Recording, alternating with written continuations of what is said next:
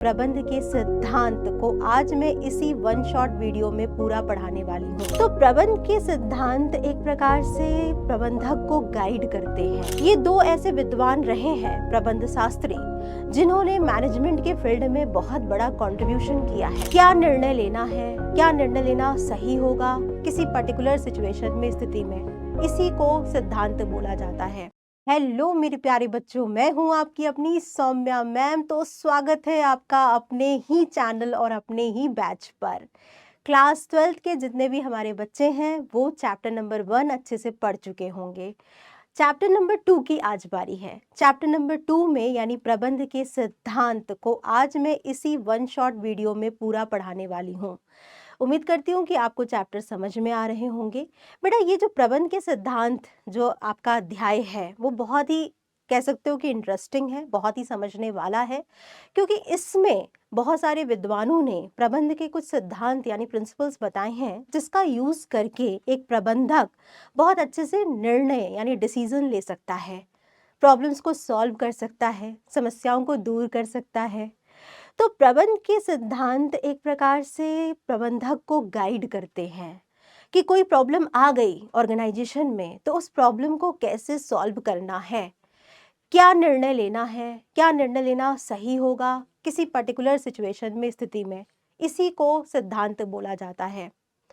Henry Fayol और F.W.. Taylor, ठीक, ये दो ऐसे विद्वान रहे हैं प्रबंध शास्त्री जिन्होंने मैनेजमेंट के फील्ड में बहुत बड़ा कंट्रीब्यूशन किया है, और यही उनके कंट्रीब्यूशन को इसी चैप्टर में सिद्धांतों के रूप में पढ़ाया गया है। तो प्रिंसिपल्स बहुत इंपॉर्टेंट है और आपको पढ़ना चाहिए। अगर आप भी आने वाले समय में कोई बिजनेस ओपन करना चाहते हैं तो आपको भी इन सिद्धांतों का यूज़ करके अपने बिजनेस को चलाना चाहिए। तो आइए जल्दी से देखते हैं कि चैप्टर में हमें क्या पढ़ना है, चैप्टर का नाम क्या है। ठीक, तो बिजनेस स्टडीज में चैप्टर नंबर 2 स्टार्ट हो रहा है और इस चैप्टर को हम लोग क्या बोलते हैं? इस चैप्टर को हम लोग बोलते हैं प्रबंध के सिद्धांत यानी principles of management. Principles of management. और इसमें आज हम लोग क्या डिस्कस करने वाले हैं? प्रबंध के सिद्धांत का अर्थ क्या होता है, यानी इसके कॉन्सेप्ट क्या है, इसकी मीनिंग क्या है, प्रबंध के सिद्धांतों का महत्व क्या है, इंपॉर्टेंस क्या है, क्यों इसे पढ़ा जाए या समझा जाए मैनेजमेंट की फील्ड में।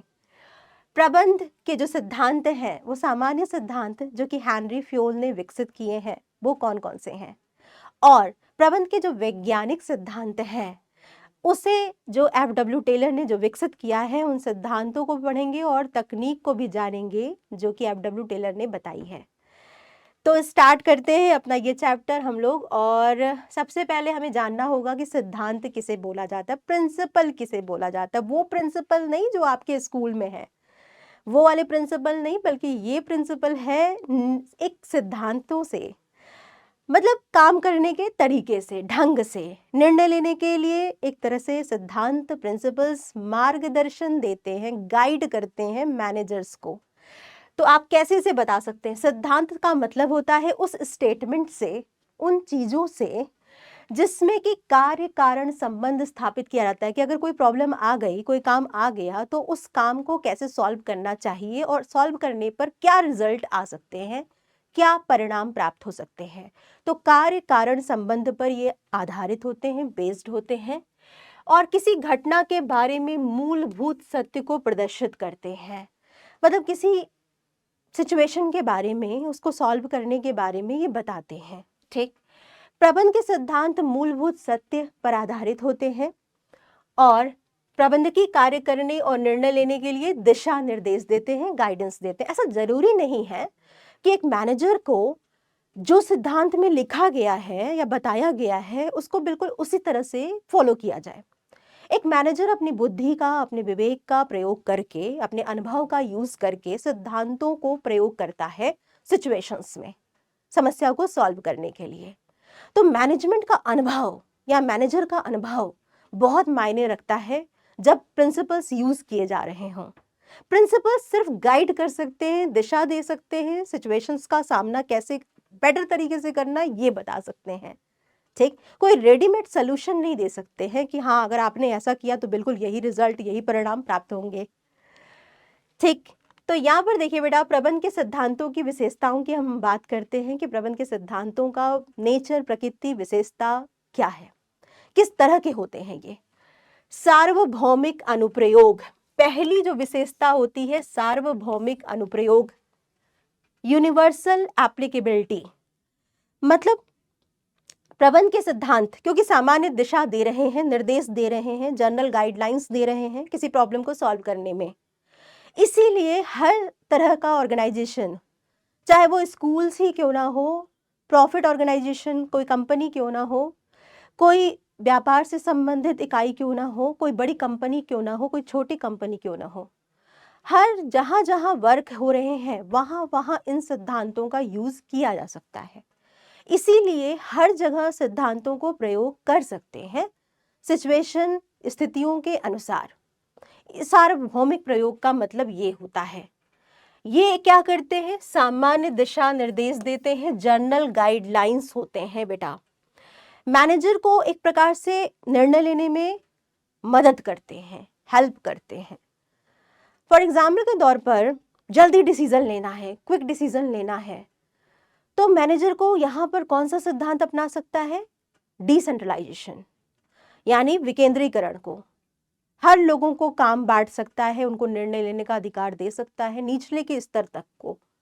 तो यहाँ पर अगर क्विक डिसीजन मेकिंग की जरूरत है तो यहाँ पर एक सिद्धांत बताया गया है, डिसेंट्रलाइजेशन यानी विकेंद्रीकरण का सिद्धांत, जहाँ पर निम्न स्तर के वर्कर को भी कुछ न कुछ अधिकार दे दिए जाते हैं। ठीक, तो आवश्यकता के अनुसार सिद्धांतों को यूज किया जाता है। तो ये सामान्य दिशा निर्देश देते हैं, जनरल गाइडलाइंस देते हैं। तीसरा क्या विशेषता होती है, अभ्यास और प्रयोगों के द्वारा इन्हें बनाया जाता है।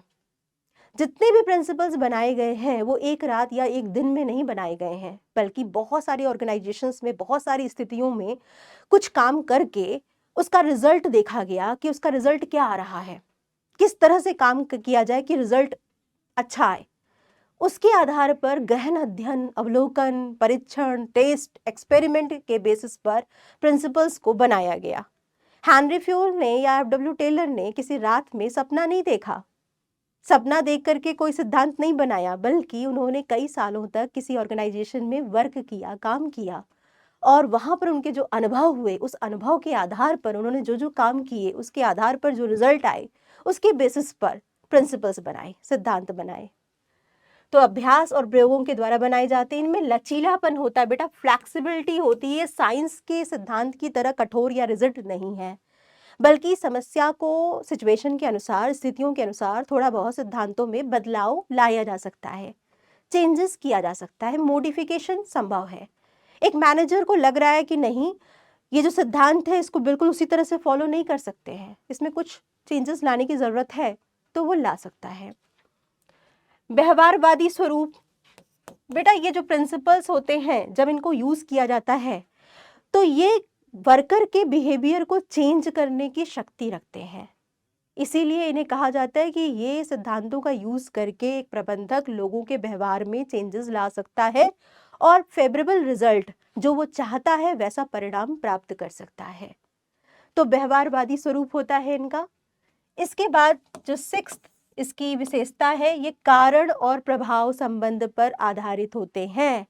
मतलब एक स्थिति में, एक सिचुएशन में अगर आपने ऐसा काम किया, जैसे एक सिद्धांत है कार्य विभाजन, डिवीजन ऑफ वर्क या डिवीजन ऑफ लेबर, श्रम विभाजन भी बोलते हैं इसको।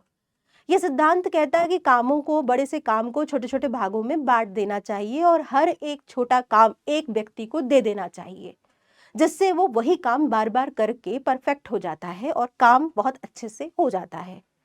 अब बेटा ये तो बहुत ही सही बात है, अगर एक ही आदमी को सारा काम दे दोगे, बड़ा सा काम दे दोगे, तो वो नहीं कर पाएगा।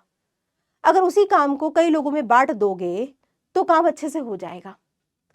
तो यहाँ पर कहीं ना कहीं कार्य विभाजन से क्या आएगा, परफेक्शन आएगा, काम अच्छे से होगा। तो कारण और प्रभाव, अगर आप कोई सिद्धांत का यूज करते हो तो उसका वो प्रभाव आने की संभावना सबसे ज्यादा होती है जो आपने सोची है।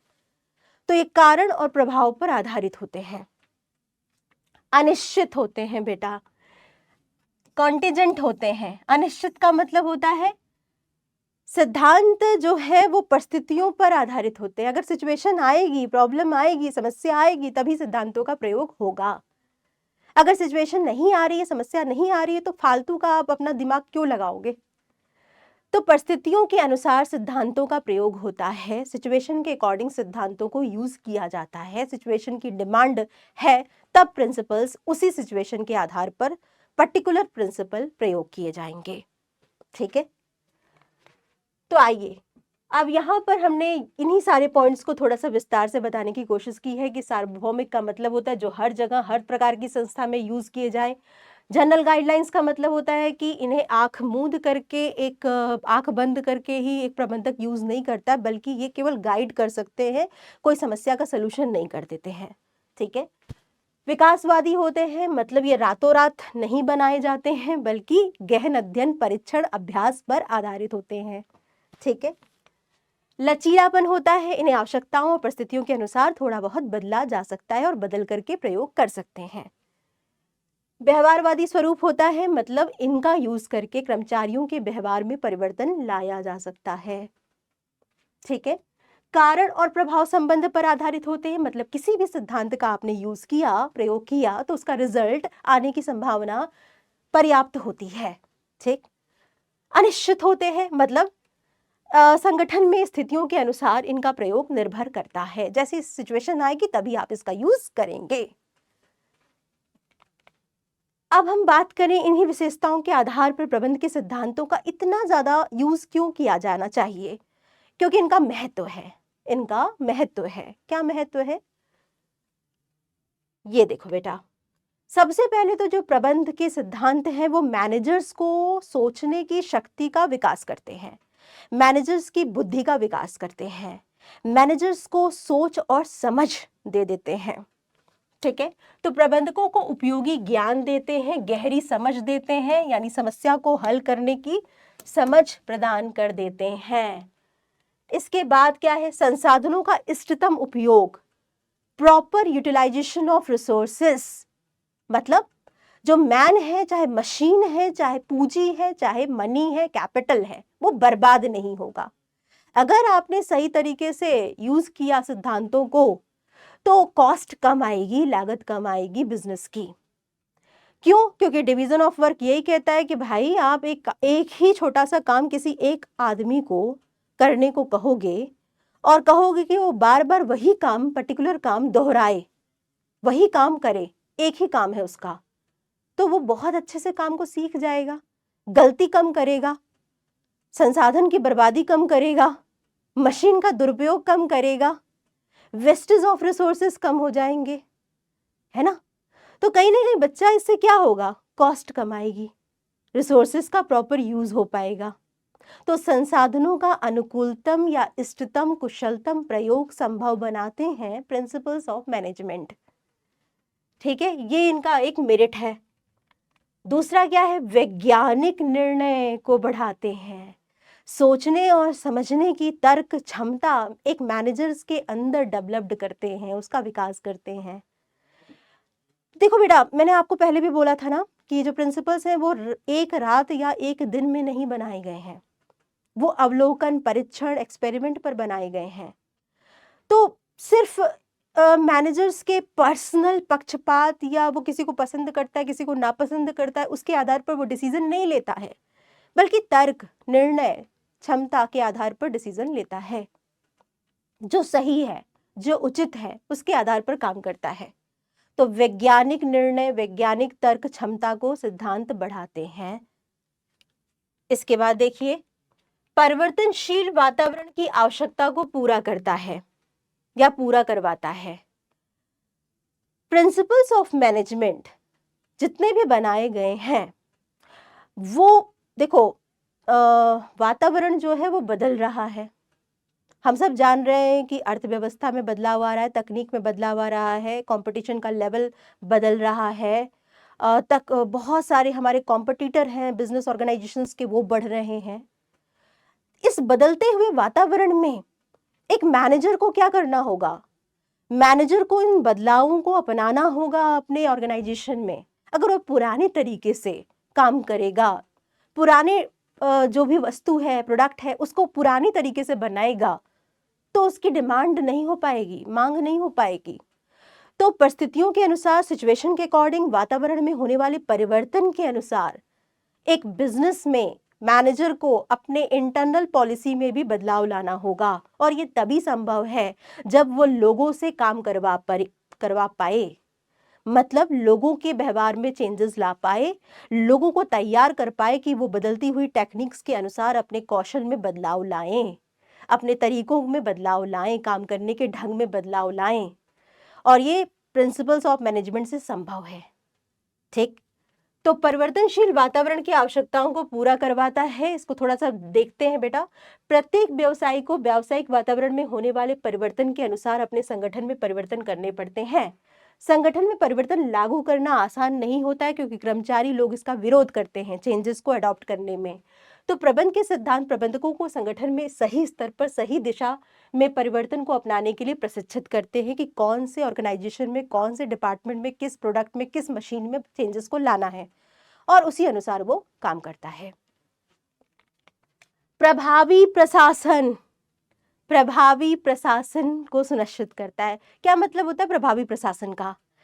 जहां पर टाइम पर काम हो जाए, टारगेट कंप्लीट हो जाए, सब लोग खुश हों, एम्प्लॉय खुश हों, वृद्धि हो रही हो, प्रॉफिट बढ़ रहा हो किसी ऑर्गेनाइजेशन का, तो हम कहेंगे कि इफेक्टिव मैनेजमेंट है, प्रभावी प्रशासन है।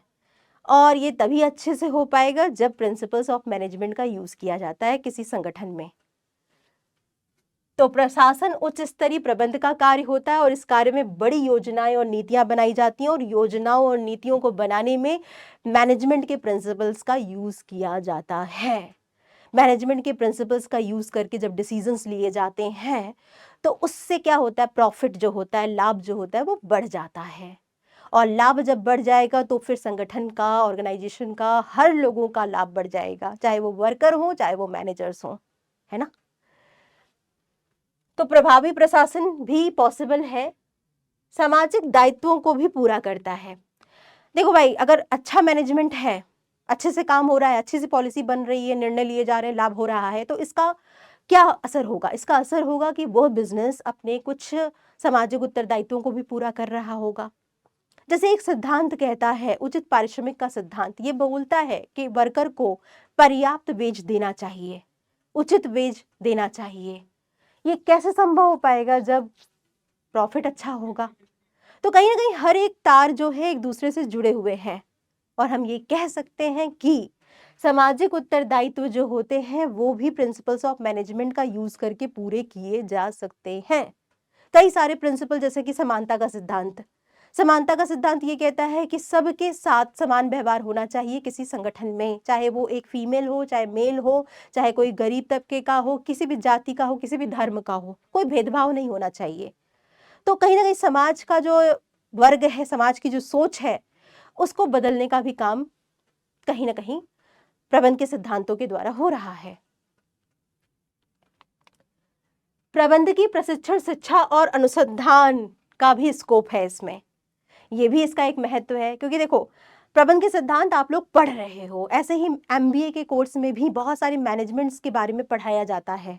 तो बेटा, मैनेजमेंट की जो फील्ड है, प्रबंध के जो सिद्धांतों में बहुत सारे नए नए शोध हो रहे हैं, रिसर्च वर्क हो रहे हैं, इसको पढ़ाया जा रहा है, विभिन्न कोर्सेज चल रहे हैं। तो लोगों को प्रशिक्षण देने के लिए, प्रबंधकों के विकास करने के लिए भी प्रबंध के सिद्धांतों का यूज किया जा रहा है। ठीक, तो इस तरह से ये सारे क्या हो गए, ये सभी के सभी आपके प्रबंध के सिद्धांत के महत्व हो गए।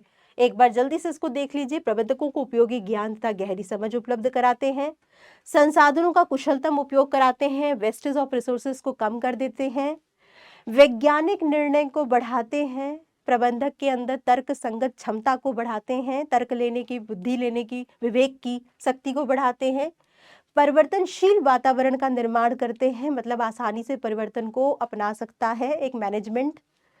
प्रभावी प्रशासन सुनिश्चित करते हैं, लाभ की मात्रा को बढ़ा देते हैं, टारगेट को टाइम पर कंप्लीट करवा देते हैं प्रबंध के सिद्धांत।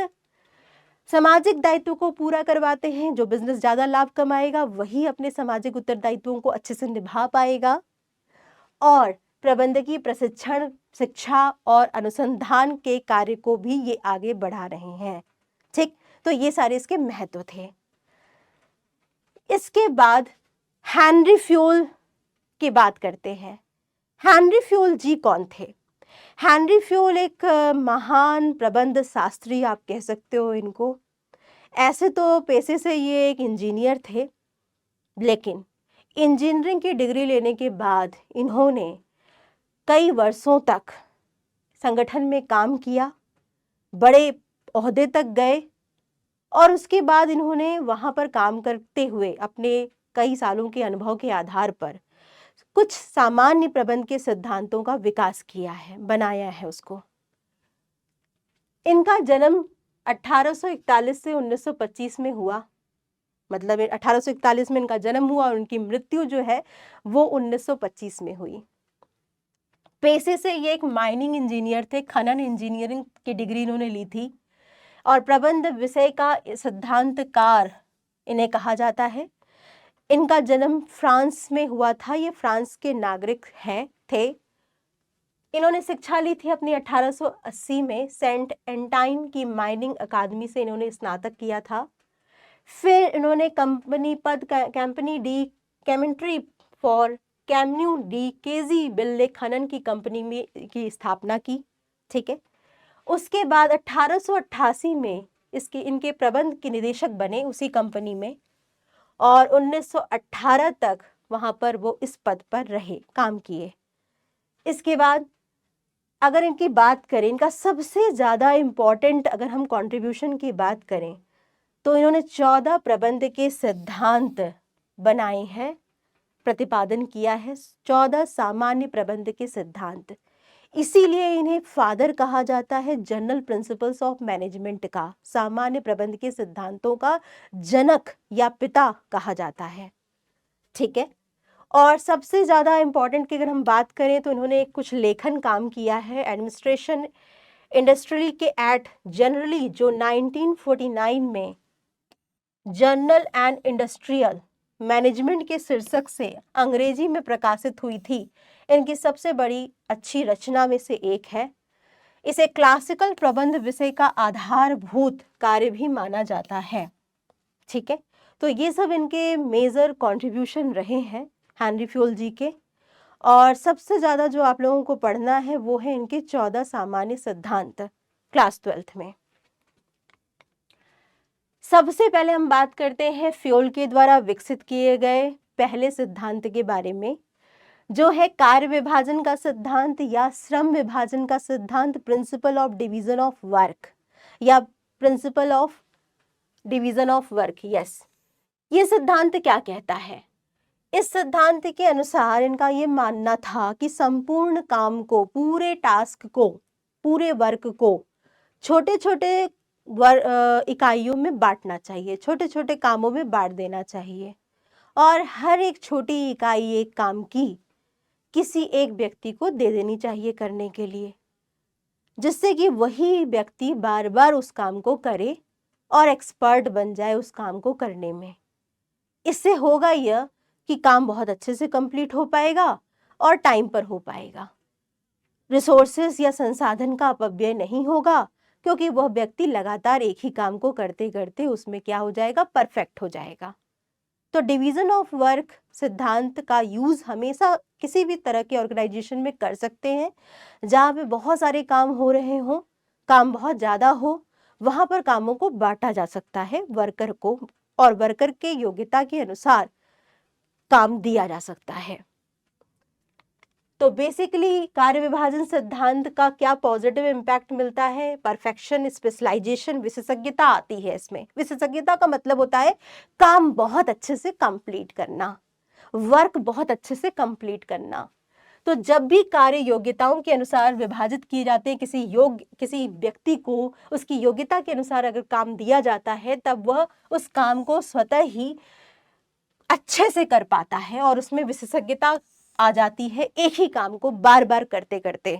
ठीक, दूसरी जो इसकी पॉजिटिव इम्पैक्ट है वो कुशलता को बढ़ाता है, improve efficiency, wastage of resources को कम करता है, संसाधनों की बर्बादी को कम करता है, कॉस्ट को कम कर देता है।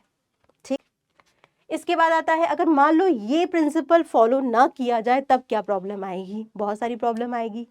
पहले तो कुशलता कम हो जाएगी, वेस्टेज ऑफ रिसोर्सेज बढ़ जाएगा, संसाधनों का दुरुपयोग होने लगेगा, है ना। और हो सकता है कि अगर आपने काम नहीं बांटा है तो एक ही व्यक्ति जो है, मतलब दो व्यक्ति एक ही काम कर रहे हो, डुप्लीकेशन ऑफ एफर्ट्स हो जाए, दोहराव हो जाए, पुनरावृत्ति हो जाए किसी काम में, ठीक है। तो ये सारे इसके उल्लंघन के परिणाम आ सकते हैं। दूसरा जो सिद्धांत है हेनरी फ्योल का, वो है अधिकार और उत्तरदायित्व का सिद्धांत, अथॉरिटी एंड रिस्पॉन्सिबिलिटी प्रिंसिपल। देखिए, किसी भी काम को करने के लिए कुछ पावर, कुछ शक्ति होनी चाहिए निर्णय लेने की, तभी वो काम कंप्लीट हो पाएगा। अगर मान लो किसी वर्कर को आपने काम दे दिया है प्रोडक्शन करने का, लेकिन उसको आपने ये अधिकार नहीं दिया है कि वो प्रोडक्शन करने के लिए मशीन को यूज कर सके या कच्चा माल जो है, सामान जो है वो खरीद सके, तो आप ही बताओ उत्पादन कैसे होगा, प्रोडक्शन कैसे होगा? अगर उसको डिसीजन लेने का आपने राइट दिया ही नहीं है, अधिकार दिया ही नहीं है, तो प्रोडक्शन कैसे कर पाएगा वो? तो अधिकार का मतलब होता है निर्णय लेने की शक्ति, पावर से, और उत्तरदायित्व का मतलब होता है किसी को काम को करने की जिम्मेदारी से, ठीक है। तो बेटा इन दोनों में क्या होना चाहिए? बैलेंस होना चाहिए, संतुलन होना चाहिए। मतलब काम के अनुसार अधिकार जरूर दिए जाने चाहिए, न कम या ज्यादा। और अगर आपने किसी को अधिकार दिया है तो ऐसा ना हो कि बहुत ज्यादा आपने अधिकार दे दिया हो, उसके काम से भी ज्यादा दे दिया हो, जिससे कि वो मिसयूज करे अपने अधिकारों का। अधिकार का अर्थ है क्या? निर्णय लेने का अधिकार, निर्णय लेने की शक्ति। उत्तरदायित्व का मतलब होता है सौंपे गए कार्य को समय पर पूरा करने का जिम्मेदारी या दायित्व। तो इस सिद्धांत में कहा गया है कि अधिकार और उत्तरदायित्व के बीच में संतुलन यानी बैलेंस होना चाहिए, दोनों बराबर होने चाहिए। ना अधिकार ज्यादा होना चाहिए कर्तव्य से, और ना ऐसा हो कि कर्तव्य ज्यादा हो अधिकार से। दोनों में क्या होना चाहिए? संतुलन होना चाहिए, ठीक है। इसके बाद देखो बेटा, बिना अधिकार की, कहते हैं कि ना कि अगर उत्तरदायित्व का मिलान, मैचिंग बिना अधिकार की अधिकता कर दिया जाए तो इसके नकारात्मक परिणाम ला सकती है। और अगर मान लो अधिकार का मिलान किए बिना काम दे दिया जाए किसी व्यक्ति को, तो भी हो सकता है कि काम पूरा ना हो, है ना। तो एक संगठन को प्रबंधकीय शक्ति के दुरुपयोग के खिलाफ सुरक्षा उपायों का निर्माण करना चाहिए। अगर मान लो इस सिद्धांत का यूज किया जाए, किसी व्यक्ति को उतना पावर दिया जाए जितना कि उसको काम करने के लिए जरूरी है, तो इसका क्या पॉजिटिव इम्पैक्ट पड़ेगा कि इससे क्या होगा? अधिकारों का दुरुपयोग नहीं होगा। मान लो कि आपने किसी को बहुत ज्यादा राइट दे दिया है, ठीक है। मतलब एक प्रोडक्शन वर्कर था, उसको सिर्फ इतना अधिकार देना था कि हाँ वो मशीन को क्रय कर सके और कच्चा माल को अरेंज कर सके, लेकिन आपने उसको ये अधिकार दे दिया है कि वह प्रोडक्शन का जो इंचार्ज है वो पूरी तरह से मार्केटिंग का काम भी देखेगा, मतलब मार्केटिंग भी कर सकता है। अब यहाँ पर मार्केटिंग की इसको जरूरत नहीं है, फिर वो क्या करेगा? मार्केटिंग विभाग में अपना इंटरफेरेंस करेगा, हस्तक्षेप करेगा, क्योंकि फालतू का उसका अधिकार आपने उसको ज्यादा दे दिया है, तो वो मिसयूज कर सकता है, ठीक है। वो अपनी राय, अपनी तरीके अपना सकता है, वो अपनी क्वालिटी उसकी खराब थी, फिर भी वो खराब क्वालिटी वाले प्रोडक्ट को बेचने के लिए ज़्यादा से ज़्यादा दबाव ला सकता है। तो अधिकारों का मिसयूज करना स्टार्ट कर देगा अगर आपने उसको ज़्यादा अधिकार दे दिए, उसके काम से भी ज़्यादा दे दिए तो अधिकारों का दुरुपयोग नहीं होता है अगर आपने सही से संतुलन करके बांटा है। तो बिना किसी देरी के समय पर उत्तरदायित्वों को पूरा करना संभव हो पाएगा। अगर आपने सही तरीके से राइट अधिकार दिए हैं, निर्णय लेने की शक्ति दिए हैं, तब एक व्यक्ति टाइम पर अपना काम कंप्लीट कर पाएगा, ठीक। इसके बाद देखो, अगर इस सिद्धांत का यूज ना किया जाए तो क्या होगा? कम अधिकार के कारण काम पूरा नहीं हो पाएगा, क्योंकि डिसीजन लेने का राइट नहीं था पर्टिकुलर व्यक्ति के पास। अधिक अधिकार के कारण अधिकारों का दुरुपयोग होने लगता है, मिसयूज ऑफ अथॉरिटी होने लगता है। और अधिक दायित्व अगर दे दोगे, बोझ किसी को दोगे काम का, तो वो क्या करेगा? काम पूरा नहीं कर पाएगा, ठीक। इसके बाद थर्ड प्रिंसिपल क्या है? अनुशासन का सिद्धांत, प्रिंसिपल ऑफ डिसिप्लिन। ये क्या कहता है?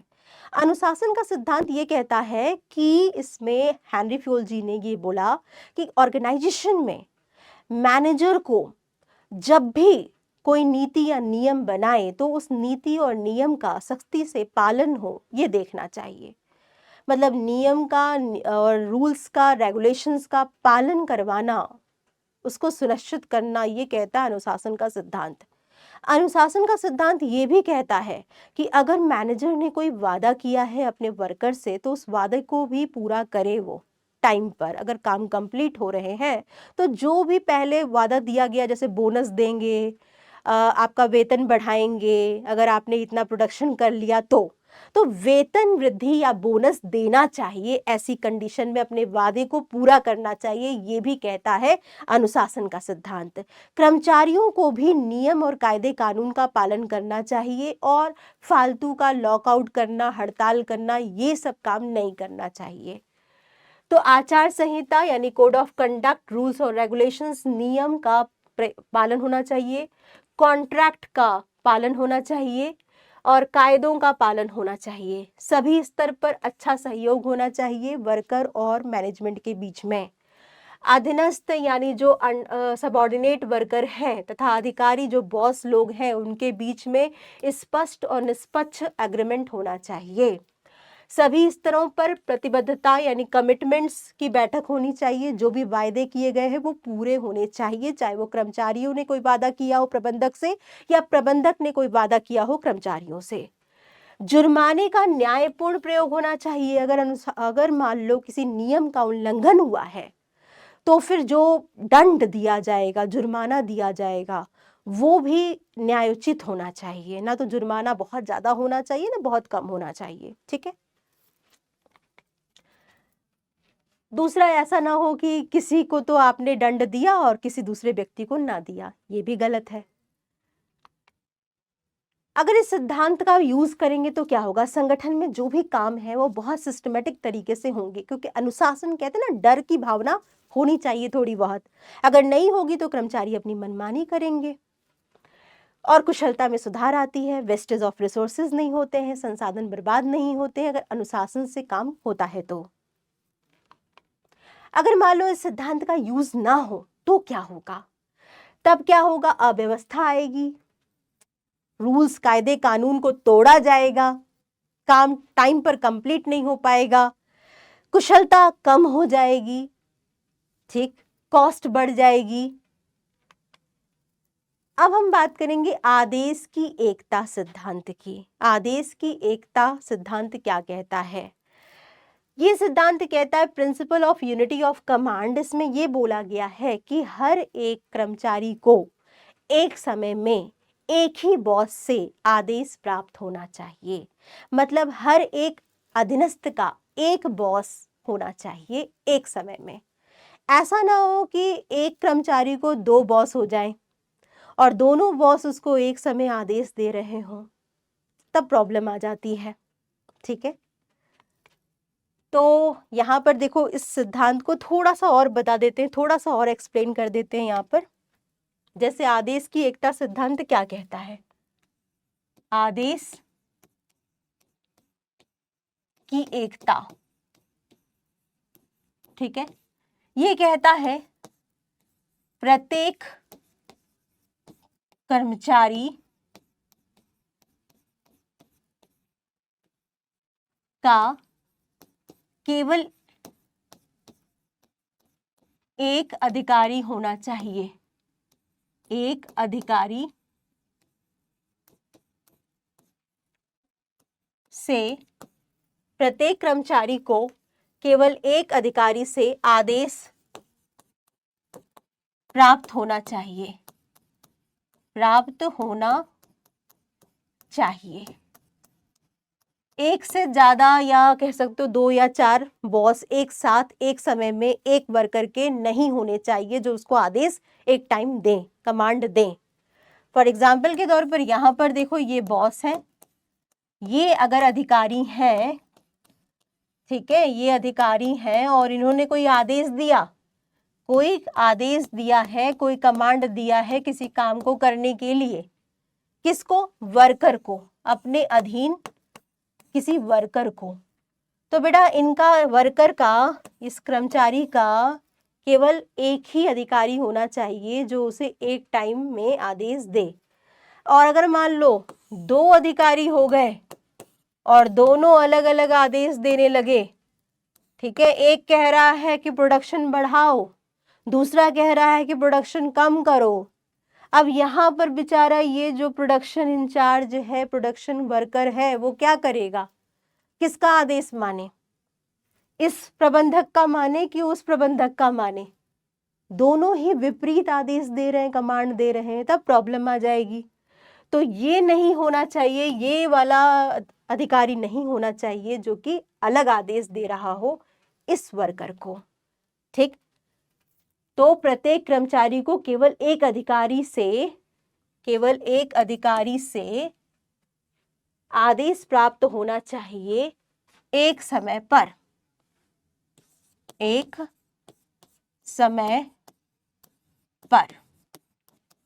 ठीक है, इस सिद्धांत का अगर यूज करेंगे तो क्या होगा? अधीनस्थ जो है, जो वर्कर जो है, जो अधीन वर्कर है, कर्मचारी है, उसको कोई भी, उसके दिमाग में कोई कंफ्यूजन नहीं होगा, प्रॉब्लम नहीं होगा। उसे पता है कि हाँ भाई, उसको एक ही बॉस है और उसी का ऑर्डर उसे फॉलो करना है जो वो कह रहे हैं। कोई अहम मतभेद नहीं होगा, 2 बॉसेस में, 2 अधिकारियों में ईगो क्लैश नहीं होगा कि अरे तुमने मेरा आदेश नहीं माना, उसका मान लिया, या वो मुझसे ज्यादा तेज हैं क्या। इस तरह की जो बात है वो नहीं आएगी प्रबंधकों के बीच में, अधिकारियों के मध्य में। कार्रवाई में प्रभावकारिता में वृद्धि होगी, तुरंत क्विक काम हो पाएगा, क्योंकि सबऑर्डिनेट को, अधीनस्थ को पता है कि उसे उस काम को करना है जो उसके अधिकारी ने उसे दिया है। ठीक है, तो वो जल्दी से टाइम पर काम को कंप्लीट करेगा। अगर मान लो कि ये सिद्धांत का फॉलो ना हो तो क्या होगा? तब क्या होगा? कर्मचारी के दिमाग में भ्रांति आ जाएगी, कंफ्यूजन हो जाएगा कि किसका माने। एक बॉस कह रहा है कि भैया प्रोडक्शन बढ़ाओ, दूसरा कह रहा है प्रोडक्शन कम करो, अब हम क्या करें? कंफ्यूज हो जाएगा वो। अधीनस्थ को बहाना मिल जाएगा कि भाई हम काम इसलिए नहीं कर पाए क्योंकि हम तो उनका फॉलो कर रहे थे, फिर दूसरे बॉस ने हमसे कह दिया कि हमें ये काम करो, तो हम इसीलिए काम नहीं कर पाए, हम सोचते रह गए क्या करें। तो वो बहानाबाजी करने लगता है और विभिन्न अधिकारियों के बीच में अहम मतभेद आता है, ईगो क्लैश आता है, लड़ाई झगड़े आने लगते हैं। संगठन में अनुशासन बनाए रखने में कठिनाई होने लगेगी, डिसिप्लिन मेंटेन नहीं हो पाएगा। ठीक, तो यहाँ पर देखो बेटा, यहाँ पर क्या सही है और क्या गलत है, ये आपका आदेश की एकता सिद्धांत को बताया जा रहा है। आदेश की एकता, यहाँ पर 2 पिक्चर दिख रहे हैं हम लोगों को, है ना। एक पिक्चर में क्या दिख रहा है? जिसमें दिख रहा है कि एक ही बॉस है, इन सब वर्कर का क्या है? एक ही बॉस है। ठीक, ए का भी, बी का भी, सी का भी, डी का भी, ई का भी बॉस कौन है? यही बॉस है। ठीक, यानी एक बॉस है। लेकिन यहाँ पर क्या है? यहाँ पर 3 बॉस दिख रहे हैं हमको। यहाँ पर बॉस की संख्या क्या हो गई? बॉस 1, बॉस 2 और बॉस 3। और ये तीनों बॉस जो है वो डिफरेंट वर्कर को, अलग अलग वर्कर को क्या कर रहे हैं? गाइड कर रहे हैं। इसका भी ये देख रहा है, ये इसको ये भी देख रहा है, और इसको ये भी आदेश दे रहा है एक साथ, और इसको भी दे रहा है।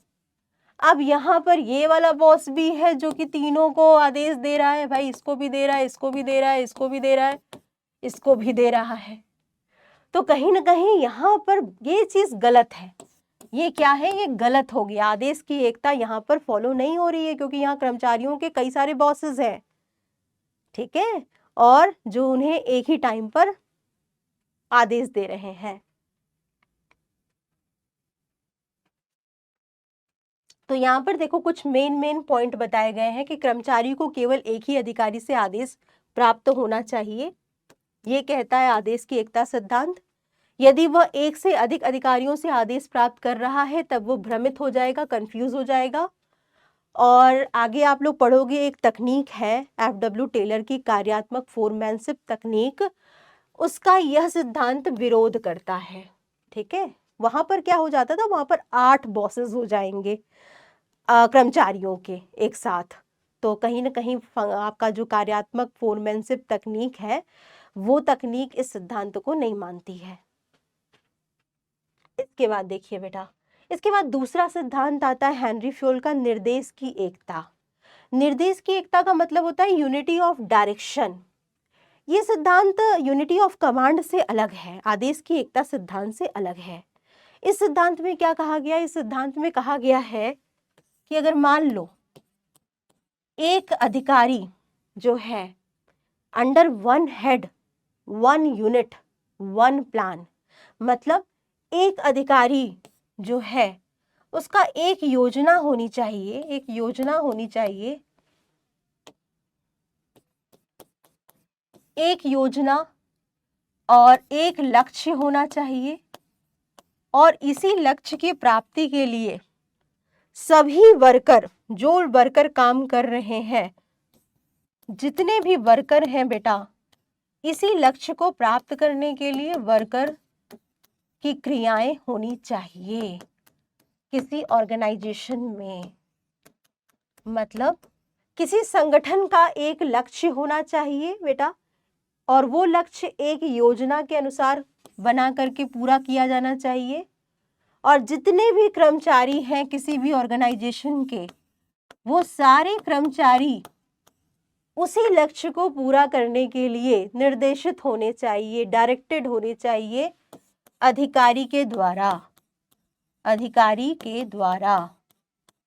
ठीक है, तो ये जो अधिकारी है वो योजना बनाता है, लक्ष्य बनाता है, और सभी एम्प्लॉय को लक्ष्य के अनुसार काम करने के लिए निर्देशित करता है, निर्देश देता है, ताकि काम अच्छे से हो पाए। इसे कहते हैं निर्देश की एकता सिद्धांत। थोड़ा इसको और समझते हैं। इस सिद्धांत के अनुसार एक इकाई का अर्थ है एक योजना से, एक प्लानिंग से। ठीक है, एक प्लानिंग मतलब योजना का मतलब यहाँ विभाग से हम बोल देते हैं। एक हमने विभाग बना दिया, कौन सा विभाग बना दिया, मान लो उत्पादन विभाग है, तो उत्पादन विभाग का लक्ष्य होगा कुछ ना कुछ। ठीक है, उत्पादन विभाग का लक्ष्य है 5% उत्पादन वृद्धि करना, उत्पादन वृद्धि करना। अब इसी 5% की उत्पादन वृद्धि करने के लिए सभी कर्मचारियों को निर्देश दिया जाएगा, आदेश दिया जाएगा, बताया जाएगा कि कैसे उस काम को पूरा करना है, इस लक्ष्य को प्राप्त करना है, जो कि एक विभाग के अधीन आते हैं, एक योजना के अंडर में बनाए गए हैं। इसे कहेंगे हम लोग यूनिटी ऑफ डायरेक्शन। अर्थात संगठन के सभी सदस्यों और कर्मचारियों के प्रयत्नों को सामान्य लक्ष्य की प्राप्ति के लिए दिशा के प्रति निर्देशित किया जाना चाहिए। यदि यह सिद्धांत लागू होता है तो समन्वय की ओर जाता है, कोऑर्डिनेशन आएगा लोगों के बीच में, कामों के मध्य, और समान उद्देश्य रखते हुए प्रत्येक विभाग समूह का केवल एक मुखिया और एक योजना होनी चाहिए। हर एक विभाग का, हर एक योजना का एक हेड होना चाहिए बेटा, एक अधिकारी होना चाहिए। जैसे ये क्या है, यहाँ पर उत्पादन प्रबंधक, ठीक है, प्रोडक्शन मैनेजर, ये उत्पादन विभाग के अध्यक्ष हैं, हेड हैं। तो हर एक योजना, हर एक विभाग का एक ही अध्यक्ष होना चाहिए, हेड होना चाहिए, जो एक लक्ष्य बनाए अपने विभाग से संबंधित, और कर्मचारियों को उसी लक्ष्य की प्राप्ति करने के लिए निर्देश दे, बताए कि कैसे कैसे काम को कैसे कैसे करना है। इसे हम कहेंगे निर्देश की एकात्मकता सिद्धांत, under one unit one plan and one head. ठीक, अगर मान लो इस तरह से काम हो, इस तरह से इस सिद्धांत का यूज किया जाए तो क्या होगा, संगठनात्मक लक्ष्य पहले तो प्राप्त हो पाएंगे, जो ऑर्गेनाइजेशन का जो मेन लक्ष्य है वो प्राप्त हो पाएगा। दूसरा, सभी कर्मचारियों के प्रयत्न एक दिशा में, उन्हें पता है, फोकस्ड है, उन्हें पता है कि उनके विभाग का, उनके योजना लक्ष्य क्या है, टारगेट क्या है, और उस लक्ष्य को प्राप्त करने के लिए सभी वर्कर उसी दिशा में काम कर पाएंगे। ठीक है, अगर मान लो ऐसा ना हो तो क्या होगा? समन्वय का अभाव मिलेगा, कोऑर्डिनेशन नहीं होगा, वर्कर अपना काम कंप्लीट नहीं करेंगे, तालमेल नहीं होगा, विभिन्न दिशाओं में काम करने से संसाधन की बर्बादी होगी, संगठनात्मक लक्ष्य प्राप्त नहीं हो पाएंगे, उसे प्राप्त करने में कठिनाई आएगी। ठीक है, इसके बाद सिद्धांत आता है, नेक्स्ट सिद्धांत है व्यक्तिगत हित की सामान्य हित के प्रति अधीनस्थता। हेनरी फ्योल ने कहा है कि जहां पर ऑर्गेनाइजेशन का जो लक्ष्य है उसी को सबसे ज्यादा प्राथमिकता देनी चाहिए। अगर ऐसा हो जाए कि ऑर्गेनाइजेशन में काम करने वाला कोई एम्प्लॉय अपने व्यक्तिगत स्वार्थ के लिए, अपने व्यक्तिगत हित के लिए संगठन के लक्ष्य को पूरा ना करे या बेईमानी करे तो ये गलत होगा। जैसे फॉर एग्जाम्पल के तौर पर मान लो एक उत्पादन प्रबंधक है, वो ये जानते हुए कि एक सप्लायर जो है वो खराब सामान दे रहा है, लेकिन सप्लायर जो है वो उसका रिश्तेदार है, तो अपने रिश्तेदार को कॉन्ट्रैक्ट दिला दे ये जानते हुए कि उसका जो रॉ मटेरियल है, उसका जो सामान है वो घटिया किस्म का है। उसके बाद भी उत्पादन प्रबंधक ने संगठन के बारे में नहीं सोचा, ऑर्गेनाइजेशन के लाभ के बारे में नहीं सोचा, बल्कि अपने ही रिश्तेदार को टेंडर दिला दिया, कॉन्ट्रैक्ट दिला दिया, अपने पोस्ट का गलत यूज किया। तो यहाँ पर इस सिद्धांत का उल्लंघन हो रहा है। ये सिद्धांत कहता है कि संगठन के हित को व्यक्तियों के हित से ऊपर प्राथमिकता देनी चाहिए, ऊपर रखना चाहिए। निर्णय लेते समय प्रबंधक को संगठन के हित को प्राथमिकता देनी चाहिए, ना कि व्यक्तिगत हित को। हमेशा एक मैनेजर को पहले संगठन के बारे में सोचना चाहिए, बाद में किसी और के बारे में या बाद में अपने बारे में। ठीक है, प्रबंधक को संगठनात्मक लक्ष्य का त्याग किए बिना ही व्यक्तिगत हितों को पूरा करना चाहिए। जैसे मान लो वर्कर जो है कह रहे हैं कि वेतन चाहिए, वेतन चाहिए, तो भाई उन्हें कहो कि वेतन मिलेगा, अगर आपने इतना काम किया और इतना टारगेट कंप्लीट हो गया तो वेतन आपको ज्यादा दिया जाएगा, बोनस दिया जाएगा, लेकिन पहले लक्ष्य पूरे हों। तो संगठनात्मक लक्ष्यों को प्राप्त करते हुए ही व्यक्तिगत लक्ष्यों के साथ उसको जोड़ना चाहिए। प्रबंधक को रिश्वत नहीं लेना चाहिए, भ्रष्टाचार में लिप्त नहीं होना चाहिए, अपने व्यक्तिगत हित को प्राथमिकता नहीं देनी चाहिए। कर्मचारियों को संगठन की आवश्यकता के अनुसार अपने अवकाश और जो भी उनकी लीव है या जो भी वो पारिवारिक समारोह पर जा रहे हैं उसको त्यागना चाहिए। ठीक, ये भी कहता है ये सिद्धांत। इसके बाद जो नेक्स्ट सिद्धांत आता है वो है व्यक्तियों के पारिश्रमिक का सिद्धांत, principle of remuneration of person. इसमें कहा गया है कि एक ऑर्गेनाइजेशन में जब भी वर्कर को सैलरी या वेज दिया जाए तो सैलरी और वेजेस पर्याप्त होना चाहिए। पर्याप्त का मतलब क्या? बाजार में प्रचलित बाजार में जो मजदूरी दर चल रही है उसको ध्यान में रख करके देना चाहिए, कुशलता और योग्यता के आधार पर देना चाहिए, कार्य के अनुसार देना चाहिए, जितना वर्कर एक वर्क कर रहा है उसके अनुसार वेजेस देना चाहिए। और अगर बिजनेस को लाभ हो रहा है, बिजनेस की जो अर्निंग कैपेसिटी है, आय अर्जन क्षमता अगर ज्यादा है तो फिर कर्मचारियों का वेतन भी ज्यादा होना चाहिए। ठीक, अगर कम है, अगर मान लो बिजनेस लाभ नहीं कमा रहा है तो कर्मचारियों को भी ज्यादा वेतन नहीं दे सकते हैं। ठीक, उचित पारिश्रमिक इसीलिए इसे कहते हैं। अगर इस सिद्धांत का यूज करेंगे तो क्या होगा? कर्मचारी मोटिवेट होंगे, बहुत अच्छा काम करना चाहेंगे क्योंकि उन्हें पता है कि उनका वेजेस ज्यादा उनको अच्छा मिल रहा है। कर्मचारी कमिटेड रहेंगे, जो वादा उन्होंने किया है उस पर टिके रहेंगे, ईमानदारी के साथ काम करेंगे अगर उन्हें सैलरी अच्छी मिल रही है तो। अगर ऐसा नहीं है, इस सिद्धांत का यूज नहीं हो रहा है तो क्या होगा? तो फिर कर्मचारी छोड़ करके जाने लगेंगे बिजनेस को, कंपनी को। ठीक है, टर्नओवर बढ़ जाएगा, आवागमन होने लगेगा और कर्मचारी असंतुष्ट रहेंगे, डिससेटिस्फाइड रहेंगे, अच्छा काम नहीं करना चाहेंगे क्योंकि उन्हें पता है कि उनका जो मैनेजमेंट है, उनका जो मैनेजर्स है या जो कंपनी है उनको कुछ दे ही नहीं रही है, उनका वेतन बढ़ा नहीं रही है, उनको अच्छा सैलरी दे नहीं रही है, तो वो ज्यादा मन लगा करके काम नहीं करेंगे। इसके बाद आता है नेक्स्ट सिद्धांत, केंद्रीकरण और विकेंद्रीकरण का सिद्धांत। केंद्रीकरण का मतलब क्या होता है? सेंट्रलाइजेशन, मतलब जब कुछ ही लोगों को डिसीजन लेने का हक हो ऑर्गेनाइजेशन में, संगठन में, तो इसे कहते हैं केंद्रीकरण। मतलब टॉप लेवल का जो मैनेजर है वही अगर सिर्फ डिसीजन ले तो ये नीति कहलाएगी केंद्रीकरण की नीति। और विकेंद्रीकरण का मतलब होता है जब निर्णय लेने का अधिकार किसी काम से संबंधित ऊपर से लेकर के निचले स्तर का हर एक कर्मचारी, हर एक प्रबंधक शामिल हो जाए, तो इसे कहेंगे विकेंद्रीकरण। तो केंद्रीकरण और विकेंद्रीकरण में क्या होना चाहिए? संतुलन होना चाहिए। इस सिद्धांत के अनुसार ना तो कंप्लीट सेंट्रलाइजेशन होना चाहिए, ना ही कंप्लीट डिसेंट्रलाइजेशन होना चाहिए। कुछ बहुत इंपॉर्टेंट डिसीजन जो कि ऑर्गेनाइजेशन के लिए बहुत इंपॉर्टेंट है, उनको तो टॉप लेवल का मैनेजर ले, ठीक है, जहां केंद्रीकरण हो। और जो रोजमर्रा के काम है, डेली रूटीन टास्क, जहां निर्णय बहुत जल्दी लेने की जरूरत हो, वहां पर विकेंद्रीकरण करना चाहिए। मतलब केंद्रीकरण और विकेंद्रीकरण का संयोजन अपनाना चाहिए, ये सिद्धांत ये कहता है, ठीक है। तो इसमें देखो, केंद्रीकरण से अभिप्राय होता है उच्च स्तर पर कुछ हाथों में अधिकार या शक्ति का केंद्रीकरण होना, और विकेंद्रीकरण का मतलब होता है प्रबंध के जितने भी स्तर हैं वहां पर शक्ति का समान वितरण करना, अधिकारों को बांटना, ठीक।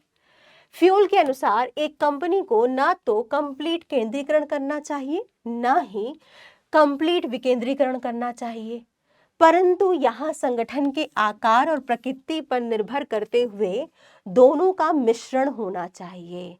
अगर बहुत बड़ी ऑर्गेनाइजेशन है तो वहां पर डिसेंट्रलाइजेशन करना ही करना पड़ेगा, वहां पर जल्दी डिसीजन के लिए लोगों को निर्णय लेने का अधिकार देना ही पड़ेगा, ठीक। और जहां बहुत छोटी ऑर्गेनाइजेशन है वहां पर ज्यादा डिसेंट्रलाइजेशन करने की जरूरत नहीं है। अगर इस सिद्धांत को यूज करेंगे तो क्या होगा? इससे दोनों को लाभ होगा। मतलब इंपॉर्टेंट डिसीजन जो है वो गोपनीयता के साथ, सिक्रेसी के साथ टॉप लेवल का मैनेजर ले पाएगा, और अगर विकेंद्रीकरण करोगे तो जल्दी डिसीजन ले हो पाएंगे, ठीक है। क्रियात्मक स्तर पर शीघ्र निर्णय संभव हो पाता है। इसके बाद आता है सोपान श्रृंखला का सिद्धांत, प्रिंसिपल ऑफ स्केलर चैन। ये सिद्धांत क्या कहता है? सोपान श्रृंखला का मतलब होता है उच्च से निम्न क्रम तक अधिकारियों की श्रृंखला या अधिकार की श्रेणी। मतलब किसी भी संगठन में कई स्तर होते हैं बेटा अधिकारियों के। कोई टॉप लेवल पर कुछ अधिकारी होते हैं, कुछ मिडिल पर होते हैं, कुछ लोअर लेवल पर होते हैं। और ये जो अधिकारी होते हैं वो पदों के आधार पर अधिकारी कहे जाते हैं। जिसका जितना ज्यादा ऊंचा स्तर होता है, जिसका जितना ज्यादा अधिकार होता है, उसका पद उतना ज्यादा ऊंचा होता है, और जिसके अधिकार कम होते हैं उसको हम लोग अधीन अधिकारी बोलते हैं, ठीक। तो यहाँ पर क्या कहा गया? सोपान श्रृंखला का मतलब होता है कि बेटा इसी अधिकारों के आधार पर जो क्रम बनाए गए हैं, ऑर्डर बनाए गए हैं, उसी ऑर्डर के अनुसार संचार यानी बातचीत होनी चाहिए किसी संगठन में। हर एक व्यक्ति अपने, कह सकते हो कि उच्चतम स्तर के अधिकारी से पहले बात करेगा, उसके बाद वह अधिकारी अपने उच्चतम स्तर तक उस बात को पहुंचाएगा।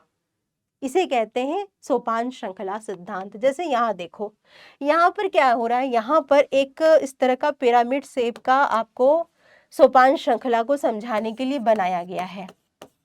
सोपान श्रृंखला, स्केलर चैन, ठीक। यहाँ पर क्या हो रहा है, सबसे टॉप लेवल पर ए है, ठीक है, और सबसे यहाँ पर निम्न स्तर पर एफ वर्कर है, ठीक, जिसे वर्कर बोल देते हैं। अगर मान लो एफ को सी से कोई बात करनी है तो क्या डायरेक्ट सी से बात कर सकता है? अगर हम बात करें सोपान श्रृंखला की तो नहीं, सोपान श्रृंखला का पालन करना पड़ेगा उसे, डायरेक्ट वह सी से बात नहीं कर सकता है। इसके लिए क्या करना पड़ेगा उसे? इसके लिए सबसे पहले एफ से सूचना डालनी पड़ेगी, एफ को बताना पड़ेगा, फिर एफ जो है वो ई को बताएगा, फिर क्या होगा, ई जो है वो उसी सूचना को डी को बताएगा, और फिर डी जो है वो सूचना को कहाँ बताएगा, सी को बताएगा। और इसे क्या कहेंगे, इसे कहेंगे सोपान श्रृंखला को फॉलो करना, सोपान श्रृंखला के आधार पर संचार होना।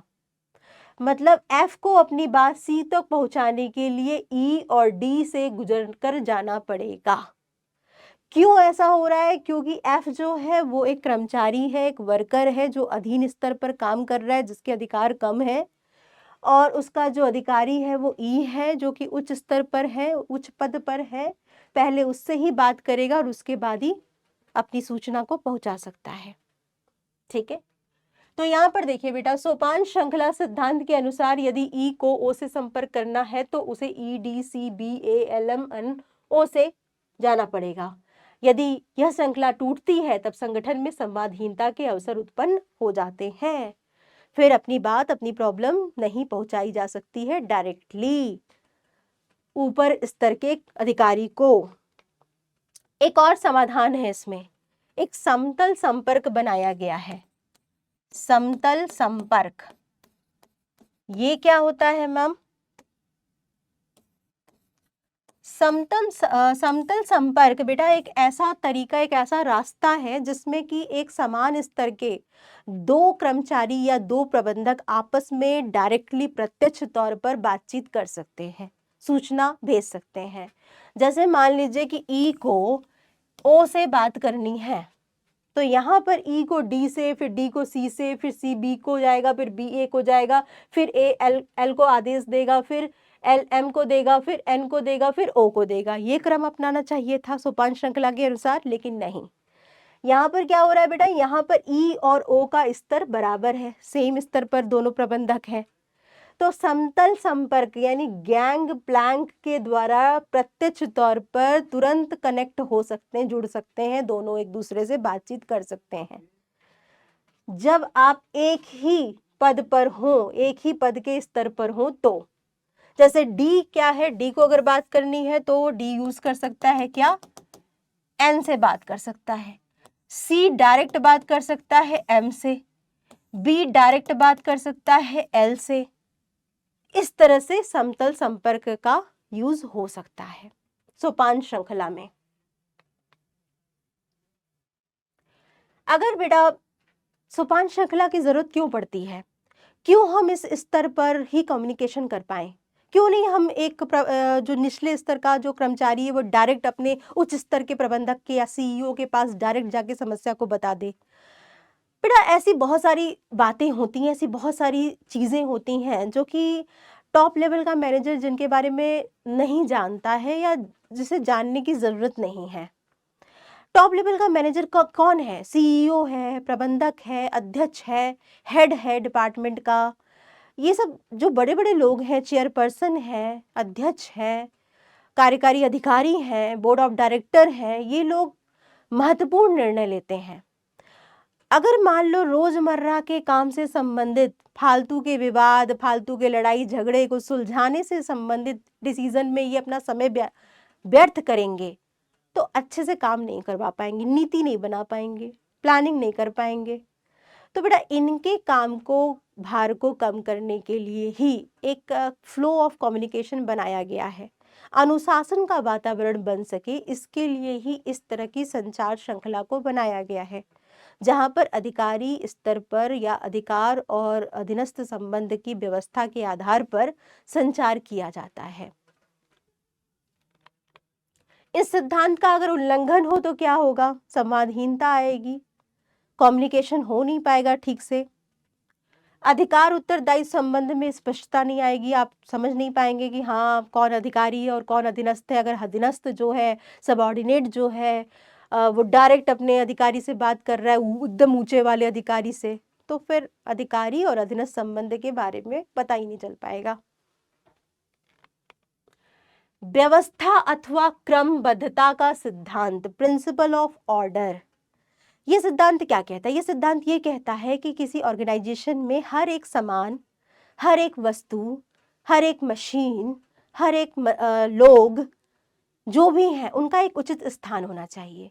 जैसे जैसे कि मान लीजिए प्रबंधक लोग हैं तो प्रबंधक का अपना एक कैबिन होना चाहिए। वर्कर लोग जो काम कर रहे हैं, एम्प्लॉय जो काम कर रहे हैं, उनका अपना एक बैठने का स्थान होना चाहिए, काम करने का स्थान होना चाहिए। जो मशीन है वो कारखानों में होनी चाहिए जहाँ निर्माण हो रहा हो। जो ऑफिस है वो ऑफिस में ऑफिस वाले सामान होने चाहिए। तो कहते हैं हर एक वस्तु या हर एक जो मशीन या सामग्री है या मनुष्य है, संगठन में उनका एक उचित स्थान होना चाहिए। ये कहता है व्यवस्था का सिद्धांत। मनुष्यों और वस्तुओं के लिए निश्चित और सही जगह होनी चाहिए। किसी भी वस्तु या व्यक्ति की खोज में इसमें समय और शक्ति खर्च ना हो, ऐसा ध्यान रखना चाहिए। अगर आपको पता ही नहीं है कि उत्पादन प्रबंधक कहाँ बैठते हैं और आप पूरे के पूरे जो भी आपका ऑफिस है, कार्यालय है, उसमें आप भ्रमण कर रहे हो, उनको खोज रहे हो और आप उनका कोई कैबिन ही नहीं है, तो मुश्किल तो आएगी ही। ठीक है, तो प्रत्येक वस्तु के लिए और प्रत्येक व्यक्ति के लिए संगठन में एक निश्चित स्थान बनाना चाहिए। हर एक वर्कर के लिए एक निश्चित सही जगह सामाजिक व्यवस्था कहलाती है। हर सामग्री के लिए निश्चित और सही जगह सामग्री व्यवस्था कहलाती है। ठीक, इसके बाद आता है नेक्स्ट सिद्धांत, समता का सिद्धांत, प्रिंसिपल ऑफ इक्विटी। ये सिद्धांत कहता है कि जाति, धर्म, लिंग या किसी अन्य आधार पर किसी भी कर्मचारी के साथ संगठन में भेदभाव, अंतर नहीं होना चाहिए। सबको इक्वल ट्रीट करना चाहिए। कर्मचारियों से दयालुता का और समानता का और न्यायोचित व्यवहार होना चाहिए, उचित व्यवहार होना चाहिए। ऐसा ना हो कि कोई मैनेजर जो है वो किसी एक एम्प्लॉय को लेट आने पर भी कुछ नहीं बोलता है, दूसरा एम्प्लॉय लेट आता है तो उसका सैलरी काट लेता है, उसको डांटता है। तो ऐसा पक्षपात नहीं करना चाहिए। ऑर्गेनाइजेशन में सबको इक्वल ट्रीट करना चाहिए, बराबर समझना चाहिए। ऐसा ना हो कि कोई महिला है तो उसका हम वेतन नहीं बढ़ाएंगे और कोई पुरुष है, कोई चमचा है तो उसका हम वेतन बढ़ा देंगे। ऐसा नहीं होना चाहिए। तो समता का सिद्धांत कहता है कि सबके साथ बराबरी वाला व्यवहार होना चाहिए। ठीक है, पदोन्नति करते समय पुरुष हो चाहे महिला हो या किसी भी धर्म का कोई भी व्यक्ति हो, कोई भी प्राथमिकता किसी को नहीं देनी चाहिए या भेदभाव नहीं करना चाहिए। ठीक, कर्मचारियों के कार्यकाल में स्थायित्व का सिद्धांत ये क्या कहता है, stability of tenure of personal. ये कहता है कि कर्मचारी जो लोग काम कर रहे हैं किसी ऑर्गेनाइजेशन में, उनका जल्दी जल्दी ट्रांसफर या उनको हटाना नहीं चाहिए। जल्दी जल्दी एक टाइम तक उन्हें एक काम में रखना चाहिए। अगर आप जल्दी जल्दी ट्रांसफ़र करोगे, जल्दी जल्दी उनको हटा दोगे या बाहर कर दोगे तो उनमें असुरक्षा की भावना आ जाएगी। वो अच्छे से ट्रेंड नहीं हो पाएंगे, ठीक से काम नहीं कर पाएंगे। ठीक है, तो कर्मचारियों को लगातार हटाना नहीं चाहिए या उनका ट्रांसफ़र नहीं करना चाहिए। एक व्यक्ति को सीखने के लिए और एक नौकरी पर स्थापित होने में समय लगता है बेटा। अगर आप जल्दी जल्दी उसका ट्रांसफ़र कर दोगे, एक डिपार्टमेंट से दूसरे डिपार्टमेंट में डाल दोगे तो वो दूसरा डिपार्टमेंट का काम सीखने में फिर उसको समय लगेगा। फिर आपने जैसे वो काम सीखा, फिर आपने 1 महीने बाद उसको दूसरे डिपार्टमेंट में डाल दिया। ऐसा नहीं करना चाहिए। रोटेशन, जॉब रोटेशन बहुत जल्दी जल्दी करना भी सही नहीं है। कर्मचारियों के बीच नौकरी की सुरक्षा की भावना प्रदान करनी चाहिए। उन्हें ऐसा महसूस कराना चाहिए कि आप लंबे समय तक किसी संस्था में काम कर सकते हैं। अगर इस सिद्धांत का उल्लंघन होगा तो कर्मचारी की आवागमन में वृद्धि होगी। कर्मचारी छोड़ करके ऑर्गेनाइजेशन को जाना स्टार्ट कर देंगे और स्थानांतरण के आदेश प्राप्त होते ही तो ये संसाधनों की क्षति होगी बेटा। प्रशिक्षण देना पड़ेगा। ट्रांसफर करोगे तो फिर नया विभाग में कोई वर्कर जाएगा तो उसको सिखाना पड़ेगा, ट्रेंड करना पड़ेगा, उसमें भी कॉस्ट आएगा, पैसा लगेगा। पहल का सिद्धांत, नेक्स्ट सिद्धांत कहता है प्रिंसिपल ऑफ इनिशिएटिव। पहल का सिद्धांत ये कहता है बेटा, अगर कर्मचारी लोग कोई सजेशन दे रहे हों, कोई सुझाव दे रहे हों और उनका सुझाव अच्छा हो तो हमेशा उस सुझाव को सुनना चाहिए, आमंत्रित करना चाहिए, इनवाइट करना चाहिए उन वर्कर को अच्छे सुझाव देने के लिए। तो योजना जब बनाई जा रही हो, प्लानिंग जब की जा रही हो, कोई काम डिसाइड किया जा रहा हो वर्कर से रिलेटेड, तो एक मैनेजर को वर्कर की राय लेनी चाहिए बेटा कि वर्कर क्या चाहता है, वर्कर क्या कोई सजेशन तो देना चाहता है, काम से रिलेटेड, उसको सुनना चाहिए। और संगठन में कर्मचारियों को योजना को बनाने के लिए और उनके निष्पादन में पहल करने के लिए उनको अवसर देना चाहिए बेटा।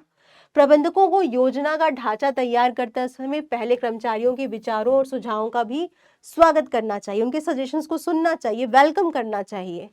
और अगर वो कहीं ना कहीं ये सहयोग न कि व्यक्तिवाद के वैज्ञानिक सिद्धांत से मैच करता है और कर्मचारियों में सहयोग की भावना को बढ़ाता है ये सिद्धांत।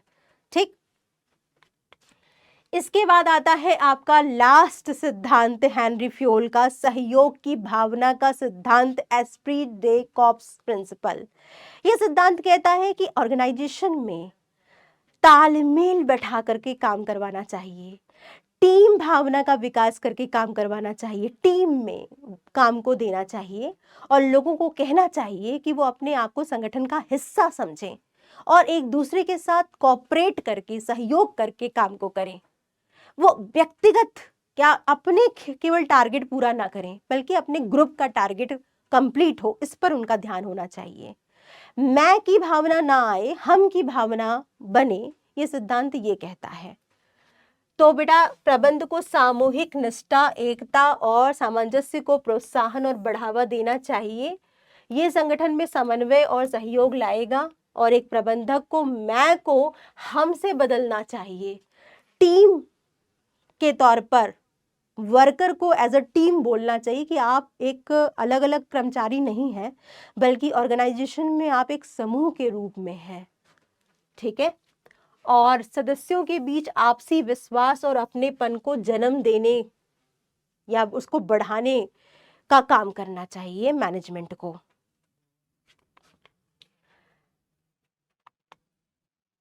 बेटा अगर ये इस प्रिंसिपल को फॉलो ना किया जाए तो क्या होगा? सामूहिक लक्ष्य प्राप्त नहीं हो पाएंगे, ग्रुप का गोल प्राप्त नहीं हो पाएगा, सब अपने अपने टारगेट के बारे में ही सिर्फ सोचेंगे और सामूहिक भावना नहीं होगी तो व्यक्तिवाद आ जाएगा, सिर्फ पर्सनल इंटरेस्ट के बारे में लोगों को महत्व होगा, केवल उसके बारे में वो सोचेंगे। तो यहाँ पर हमने क्या देखा? यहाँ पर हम लोगों ने जितने भी हेनरी फ्योल के जितने भी सिद्धांत थे उसके बारे में थोड़ा सा डिस्कस किया। ठीक है, कौन कौन से सिद्धांत हमने, हेनरी फ्योल के जितने भी सिद्धांत थे सारे हमने यहाँ पर पढ़े। ठीक है, हेनरी फ्योल जिन्हें कि फादर कहा जाता है, ठीक है, सामान्य सिद्धांत के जनक हैं, इनके द्वारा दिए गए सभी 14 सिद्धांतों को हमने यहाँ पर पढ़ा, जाना। ठीक है, जैसे कि हमने यहाँ पर देखा कार्य विभाजन, ठीक है,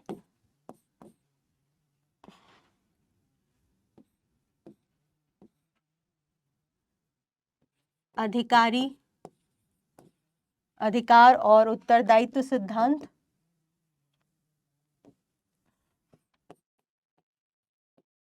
अधिकार एवं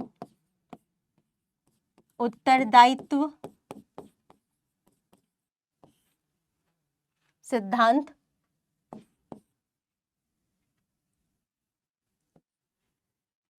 समता का सिद्धांत,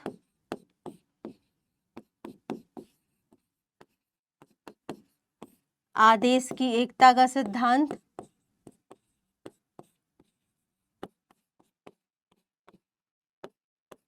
निर्देश की एकता का सिद्धांत,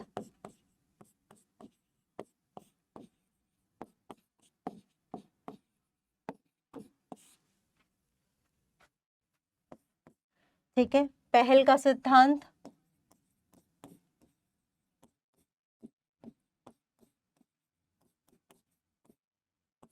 ठीक है। इसके बाद आपका जरूरी नहीं कि आपको सीक्वेंस में ही लिखना है, क्रम में ही लिखना है, ऐसा कुछ नहीं है। आपको जो सिद्धांत, जैसे जितने भी सिद्धांत है आप उसको लिख सकते हो। पहल का सिद्धांत, इसके बाद अनुशासन का सिद्धांत, अनुशासन का सिद्धांत, केंद्रीकरण और विकेंद्रीकरण का सिद्धांत, केंद्रीकरण एवं विकेंद्रीकरण विकेंद्रीकरण। ठीक है, तो यहाँ पर देखो कार्य विभाजन, अधिकार एवं उत्तरदायित्व, समता का सिद्धांत, आदेश की एकता का सिद्धांत, निर्देश की एकता का सिद्धांत, पहल के सिद्धांत, अनुशासन का सिद्धांत, केंद्रीकरण एवं विकेंद्रीकरण, सोपान श्रृंखला,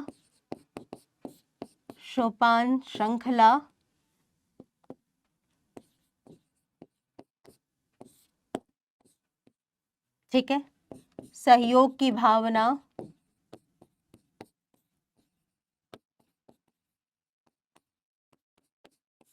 ठीक है। तो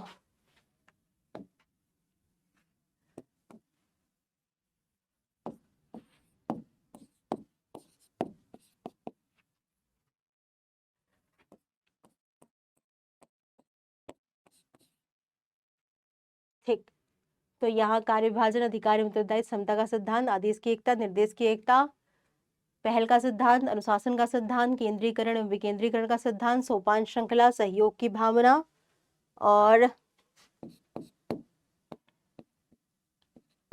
समता का सिद्धांत,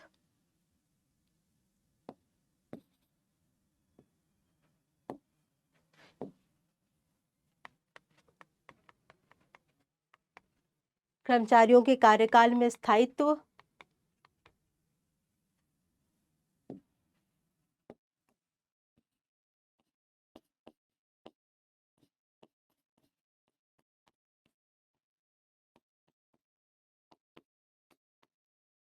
कार्यकाल में स्थायित्व का सिद्धांत,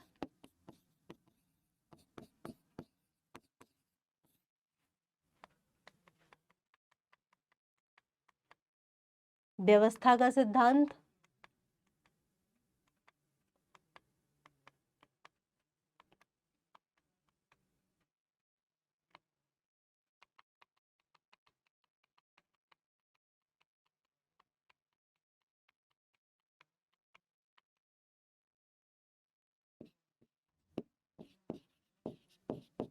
व्यवस्था का सिद्धांत,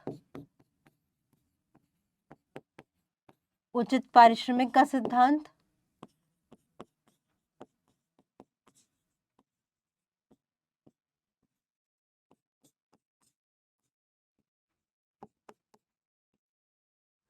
ठीक है। तो यहाँ पर देखिए बेटा, कार्य विभाजन, अधिकार एवं उत्तरदायित्व, कार्य विभाजन का मतलब पूरे काम को हमें छोटे छोटे भागों में बांटना है और हर एक छोटे भाग को एक कर्मचारी को देना है उसकी योग्यता के अनुसार। अधिकार और उत्तरदायित्व में संतुलन होना चाहिए, यानी अधिकार ज्यादा नहीं होने चाहिए, उत्तरदायित्व ज्यादा नहीं होने चाहिए, दोनों के बीच में संतुलन होना चाहिए। समता का सिद्धांत ये कहता है कि किसी भी जाति, धर्म, लिंग के आधार पर किसी भी वर्कर के साथ कोई भी भेदभाव ऑर्गेनाइजेशन में प्रबंधक को नहीं करना चाहिए। आदेश की एकता सिद्धांत ये कहता है कि हर एक वर्कर का एक ही अधिकारी होना चाहिए एक समय में जो उसको आदेश दे। निर्देश की एकता सिद्धांत क्या कहता है कि एक योजना के एक लक्ष्य होना चाहिए और उस योजना का एक ही अध्यक्ष होना चाहिए जो सभी वर्कर को एक ही दिशा में काम करने के लिए निर्देश दे। ठीक है, इसके बाद आता है पहल का सिद्धांत। पहल का सिद्धांत ये कहता है कि कर्मचारियों के सजेशंस को सुनना चाहिए जब भी योजनाएं बनाई जाएं, जब भी कोई भी प्लानिंग किया जाए तो। ठीक है, इसके बाद अनुशासन का सिद्धांत ये कहता है कि अगर किसी भी ऑर्गेनाइजेशन में काम अच्छे से करना है तो रूल्स, कायदे, कानून का पालन होना चाहिए और वर्कर ने या प्रबंधक ने जो भी वायदे किए हैं उसको पूरा करना चाहिए। इसके बाद आता है केंद्रीकरण एवं विकेंद्रीकरण, मतलब पूरी तरह से निर्णय लेने की शक्ति सिर्फ कुछ लोगों के हाथों में नहीं होनी चाहिए, ना ही हर एक निर्णय हर एक व्यक्ति को लेने का अधिकार देना चाहिए।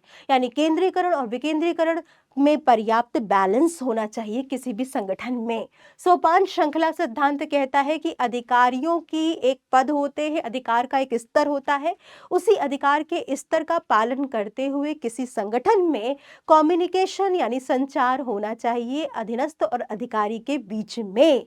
ठीक है, इसके बाद आता है सहयोग की भावना सिद्धांत। सहयोग की भावना ये सिद्धांत ये कहता है कि हमेशा किसी भी ऑर्गेनाइजेशन में टीम भावना का विकास प्रबंधक को करना चाहिए और टीम में सामूहिक प्रयासों में काम को करवाना चाहिए, जिसमें हर एक व्यक्ति खुद को संगठन का हिस्सा समझे और समूह के लक्ष्यों को पूरा करने पर ज्यादा जोर दे।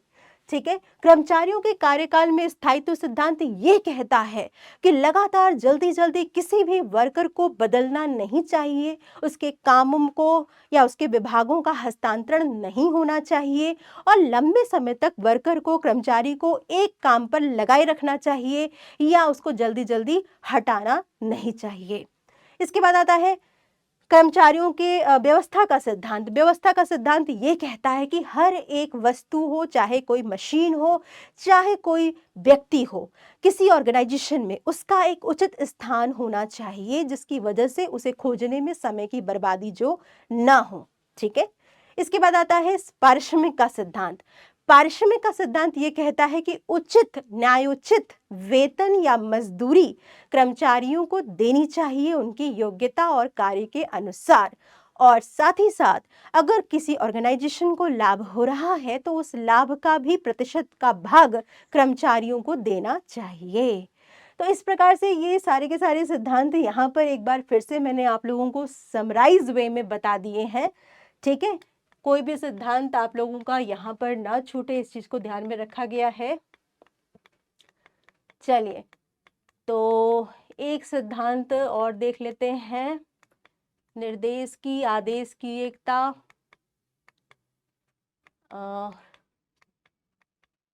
अनुशासन, अधिकार उत्तरदायित्व और कार्य विभाजन। ठीक है, इसके बाद हम लोग बात करेंगे वैज्ञानिक प्रबंध की। वैज्ञानिक प्रबंध के सिद्धांत क्या होते हैं और वैज्ञानिक प्रबंध के सिद्धांत को आविष्कार करने वाले जो एफ.डब्ल्यू. टेलर थे वो कौन थे, उनके बारे में भी थोड़ा बहुत हम लोग जानने की कोशिश करेंगे।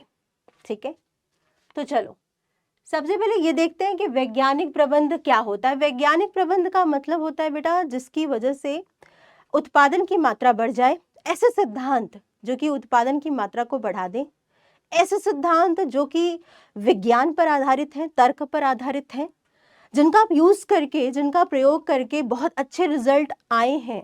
ठीक है, ऑर्गेनाइजेशन में, और इन सिद्धांतों को बहुत ही अवलोकन परीक्षण के द्वारा विकसित किया गया है। एफ.डब्ल्यू. टेलर ने वैज्ञानिक सिद्धांतों का आविष्कार किया है। ठीक है, वो वैज्ञानिक जनक माने जाते हैं एफ.डब्ल्यू. टेलर, और इन्होंने कुछ सिद्धांत और कुछ तकनीकें दी हैं जिसका कि ऑर्गेनाइजेशन में यूज किया जाता है प्रबंधकों के द्वारा। सबसे पहला सिद्धांत है वैज्ञानिक सिद्धांत, विज्ञान न की रूढ़िवादिता, या इसको हम लोग कहते हैं विज्ञान न की अंगूठा टेक नियम, science not rule of thumb. ये सिद्धांत क्या कहता है, इसका मेन पॉइंट क्या है, प्रबंध के प्रत्येक तत्व के लिए वैज्ञानिक तरीकों का उपयोग करना चाहिए। मतलब मैनेजमेंट में कोई भी काम करवाना है या कोई भी एक्टिविटी करनी है तो उसको कैसे करना चाहिए, वैज्ञानिक विधि का यूज करके करना चाहिए। यहाँ कुशलता बढ़ाने का सिर्फ एक ही सर्वश्रेष्ठ तरीका है और वह तरीका है अध्ययन और विश्लेषण के द्वारा विकसित होना चाहिए। जैसे एक वर्क है, एक काम है, उस काम को करने का एक बेस्ट मेथड होगा। बेस्ट मेथड क्या हो सकता है, जिसमें कॉस्ट सबसे कम आए और प्रॉफिट की संभावना सबसे ज्यादा हो, प्रोडक्टिविटी उत्पादन क्षमता सबसे ज्यादा हो। तो वो बेस्ट मेथड जो होता है, जो सबसे अच्छे तरीके से जिससे काम करवाया जा सके, उसी मेथड का यूज करके वर्क होना चाहिए। ये कहता है विज्ञान न कि रूढ़िवादिता। मैनेजर को अपने खुद के अनुभव के आधार पर या सिर्फ अपने पक्षपात के आधार पर किसी को ज्यादा वेतन देना और किसी को कम देना, ऐसा नहीं करना चाहिए। उसे देखना चाहिए कि कौन वर्कर कितना घंटे कितना काम कर रहा है और काम के अनुसार ही वेतन उसको देना चाहिए वर्कर को। ठीक, तो यहाँ पर प्रबंधकों को उनके अनुमानों के या इच्छा या अनुभव के आधार पर निर्णय नहीं लेने चाहिए, बल्कि तर्क के आधार पर, लॉजिकल थिंकिंग के बेसिस पर वैज्ञानिक निर्णय लेने चाहिए। प्रत्येक निर्णय वैज्ञानिक पद्धतियों को ध्यान में रखकर लेना चाहिए। हर एक डिसीजन में साइंटिफिक अप्रोच होनी चाहिए। जैसे किसी काम को करने का एक स्टैंडर्ड टाइम फिक्स कर दो। जैसे मान लो एक चैप्टर है प्रबंध का सिद्धांत, मैं आपको पढ़ा रही हूँ और मैंने एक स्टैंडर्ड टाइम लिमिट डिसाइड कर दिया कि मैं ये चैप्टर आपको 2 घंटे में पढ़ा दूंगी, कंप्लीट कर दूंगी। तो मेरा एक स्टैंडर्ड टाइम है कि हाँ 2 आवर्स में आपको ये चैप्टर बहुत अच्छे से समझ में आ जाए। अगर मैं 10 घंटे में एक ही चैप्टर कंप्लीट कर रही हूँ तो ये सही नहीं है, मतलब कहीं ना कहीं टाइम का वेस्टेज हो रहा है। तो हर एक वर्क को कंप्लीट करने का एक स्टैंडर्ड, एक मानक समय निर्धारित किया जाता है, जिसकी वजह से वो काम उसी टाइम में कंप्लीट हो जाए। इसे कहते हैं साइंस या वैज्ञानिक विधि का प्रयोग करके काम को कंप्लीट करना। ठीक है, तो प्रत्येक निर्णय वैज्ञानिक पद्धतियों को ध्यान में रख करके ही लेने चाहिए, ये कहता है विज्ञान, न कि रूढ़िवादिता सिद्धांत। दूसरा सिद्धांत आता है आपका FW टेलर का, वो है सामंजस्य न कि विवाद। सामंजस्य न कि विवाद को हम लोग कहते हैं सहयोग न कि मतभेद सिद्धांत भी। सहयोग न कि मतभेद सिद्धांत। ठीक है, ये सिद्धांत क्या कहता है बेटा? इसमें क्या है, प्रबंधक को कंपनी के द्वारा अगर कोई अर्जित लाभ है, अगर मान लो प्रबंधक को ये पता चल रहा है कि उसका जो कंपनी है, उसका जो ऑर्गेनाइजेशन है वो ज़्यादा लाभ कमा रहा है, प्रॉफिट कमा रहा है, तो ऐसे लाभों को कर्मचारियों में भी बांटना चाहिए। ये सिद्धांत ये कहता है। सहयोग कब एक एम्प्लॉय करेगा? वो तभी सहयोग करेगा जब एम्प्लॉय को लगेगा कि ऑर्गेनाइजेशन उसको भी पार्ट ऑफ द ऑर्गेनाइजेशन समझ रहा है, मतलब वो भी संगठन का एक हिस्सा है। मैनेजर या प्रबंधक या जो CEO है कंपनी के, वो भी वर्कर को उतना ही ज़्यादा महत्व दे रहे हैं। अगर कंपनी लाभ कमा रही है तो उस लाभ का कुछ हिस्सा बोनस के फॉर्म में या वेतन वृद्धि के फॉर्म में वर्कर को मिलना चाहिए। ठीक है, तो इसमें सामंजस्य आएगा, इससे सहयोग आएगा। तो प्रबंधक को कंपनी के द्वारा अर्जित लाभ को कर्मचारियों के साथ साझा करना चाहिए, बांटना चाहिए। कर्मचारियों को भी बेटा अपना बेस्ट देना चाहिए, अपना सर्वोत्तम देना चाहिए। उन्हें भी बहुत ईमानदारी से वर्क कंप्लीट करना चाहिए। ठीक है, तो अपना सहयोग देना चाहिए, कंपनी के भलाई के लिए सोचना चाहिए। कर्मचारी और संगठन का हित समान होना चाहिए बेटा। मतलब ऑर्गेनाइजेशन में मैनेजर की रिस्पॉन्सिबिलिटी है ये देखना कि ऑर्गेनाइजेशन का जो प्रॉफिट है वो होता रहे, और जब ऑर्गेनाइजेशन का प्रॉफिट होता रहेगा तो वर्कर को भी उसका हिस्सा मिलता रहे। संगठन के लिए समृद्धि लंबे समय तक मौजूद नहीं रह सकती जब तक कि यह कर्मचारियों की समृद्धि के साथ नहीं है। कोई भी ऑर्गेनाइजेशन बहुत ज़्यादा प्रॉफिट या बहुत ज़्यादा डेवलपमेंट या ग्रोथ लंबे समय तक नहीं कर पाएगा अगर उसका एम्प्लॉय खुश नहीं है तो। ठीक है, अगर एम्प्लॉय छोड़ के चला जाए, एम्प्लॉय खुश नहीं है, एम्प्लॉय वेतन से, सैलरी से खुश नहीं है, तो ऑर्गेनाइजेशन भी बहुत लंबे समय तक प्रॉफिट नहीं कमा पाएगा, क्योंकि ऑर्गेनाइजेशन की समृद्धि या उसकी कुशलता या उसका लाभ उसके डिपेंड करता है उसके वर्कर से, कर्मचारियों से। ठीक है, तो कर्मचारी खुश मतलब संगठन खुश। तीसरा जो सिद्धांत है वैज्ञानिक सिद्धांत, वो कहता है सहयोग न कि व्यक्तिवाद। सहयोग न कि व्यक्तिवाद जो सिद्धांत है वो भी जस्ट हमने जो सिद्धांत पढ़ा उस सिद्धांत का थोड़ा सा व्यापक रूप है, थोड़ा बड़ा रूप है। इसमें क्या कहा गया है? इसमें कहा गया है कि सामंजस्य तालमेल बैठाने की काम करना चाहिए और विवाद ना हो, इसका ये सिद्धांत सामंजस्य न कि विवाद सिद्धांत का ये विस्तार है।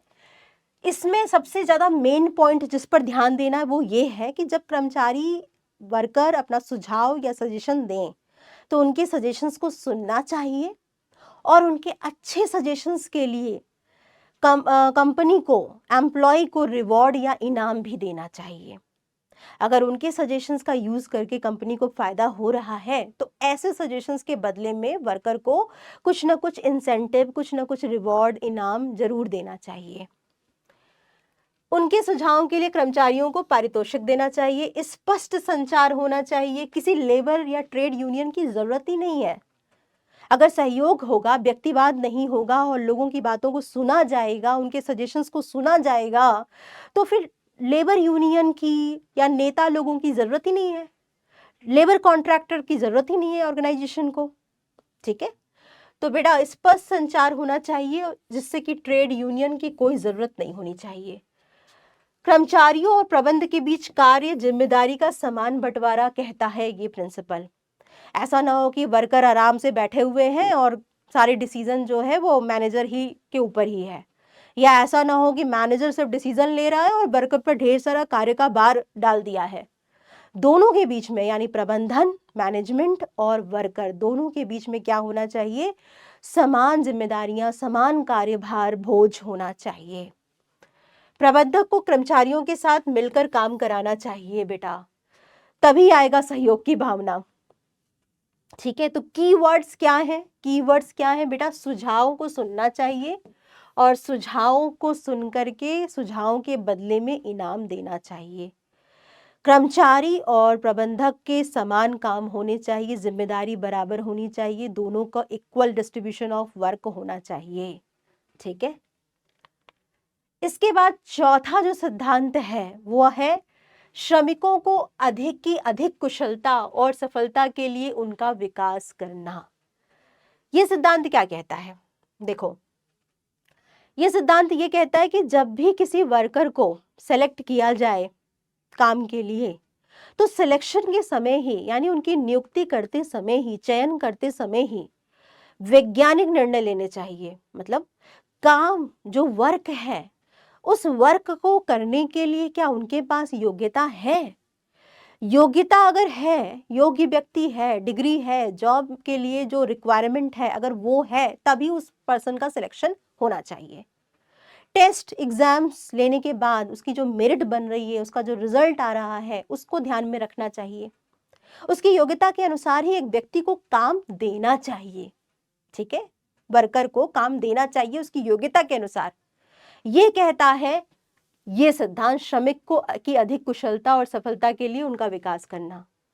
जब वर्कर चुन करके आ जाते हैं, सेलेक्ट होकर के आ जाते हैं, तो उन्हें वर्क दिया जाता है। अब काम जब देते हैं तो बेटा कभी कभी क्या होता है ना कि बहुत सारी समस्याएं आती हैं वर्कर को, वर्कर लोग काम नहीं कर पाते हैं, नया वर्क है तो सीखने में टाइम लगता है। तो फिर ऐसे में क्या करना चाहिए? प्रशिक्षण यानी ट्रेनिंग देनी चाहिए, वर्कर को सिखाना चाहिए, उनके अंदर कौशल का निर्माण करना चाहिए, ट्रेनिंग्स प्रोग्राम्स ऑर्गेनाइज करने चाहिए। प्रत्येक व्यक्ति को वैज्ञानिक रूप से चयनित करना इसमें शामिल होता है, प्रशिक्षण देना इसमें शामिल होता है, और ये इस बात पर ध्यान देता है कि कर्मचारियों को दिया गया कार्य जो है वो उनकी क्षमताओं के अनुसार होना चाहिए, योग्यता के अनुसार ही उन्हें काम देना चाहिए। एक कर्मचारी का विकास अगर होगा तो ही संगठन का विकास हो पाएगा। ठीक, तो ये चार जो सिद्धांत हैं वो सिद्धांत आपके FW टेलर के सिद्धांत है, वैज्ञानिक सिद्धांत कहे जाते हैं। टेलर ने बेटा कुछ तकनीकें भी दी हैं, कुछ सिद्धांत दिए हैं और कुछ तकनीकें दी हैं। तकनीकों का मतलब होता है जब काम किया जा रहा होता है तो कुछ मेथड्स होते हैं काम को बेटर तरीके से करने के लिए, तो उन्हें ही तकनीक बोला जाता है। ठीक है, टेक्निक्स कहा जाता है काम को बेटर तरीके से करने के लिए कुछ मेथड्स का यूज करना। पहली जो तकनीक है उसका नाम है कार्यात्मक फोरमैनशिप, फंक्शनल फोरमैनशिप। इसमें क्या है बेटा? देखो इसमें क्या क्या बातें कही गई हैं। कार्यात्मक फोरमैनशिप का जो मेन फोकस ये है कि इसमें विशिष्ट व्यक्तियों की नियुक्ति की जाती है, एक्सपर्ट पर्सन्स को नियुक्त किया जाता है जो अपने अपने फील्ड में क्या होते हैं, एक्सपर्ट होते हैं। टेलर का मानना था कि एक व्यक्ति सब काम में एक्सपर्ट नहीं हो सकता है, एक व्यक्ति प्लानिंग में भी एक्सपर्ट हो और प्रोडक्शन में भी एक्सपर्ट हो, ऐसा संभव नहीं है। तो टेलर ने बोला कि किसी भी ऑर्गेनाइजेशन में दो मेन काम होते हैं, एक तो प्लानिंग से जुड़ा हुआ और दूसरा होता है संचालन यानी प्रोडक्शन से जुड़ा हुआ, और हर एक काम के लिए विशेषज्ञ होते हैं, एक्सपर्ट्स पर्सन्स होते हैं, उनकी नियुक्ति करनी चाहिए। तो नियोजन और कार्यान्वयन कार्य का पृथकीकरण करना, अलग अलग करना इसमें शामिल होता है। कार्य के विभाजन के प्रारंभिक सिद्धांत पर यह आधारित है, डिवीजन ऑफ वर्क पर ही बेस्ड है ये सिद्धांत F.W. टेलर का। और इसमें आदेश की एकता सिद्धांत का उल्लंघन होता है। बेटा आदेश की एकता में क्या था कि एक वर्कर को एक ही अधिकारी से आदेश मिलना चाहिए, लेकिन यहाँ पर क्या है, यहाँ पर कई सारे बॉसेस होते हैं, 8 बॉसेस होते हैं जो वर्कर को आदेश देते हैं, कमांड देते हैं। तो आइए जल्दी से इस सिद्धांत को थोड़ा सा देखते हैं, इस तकनीक को थोड़ा सा देखते हैं। इसमें कहा गया है कि किसी ऑर्गेनाइजेशन में, किसी फैक्ट्री में, किसी उत्पादन में 2 तरह के काम किए जाते हैं फैक्ट्री में। कौन कौन से? एक तो प्लानिंग रिलेटेड वर्क होते हैं और दूसरा होता है प्रोडक्शन रिलेटेड वर्क, उत्पादन संबंधी।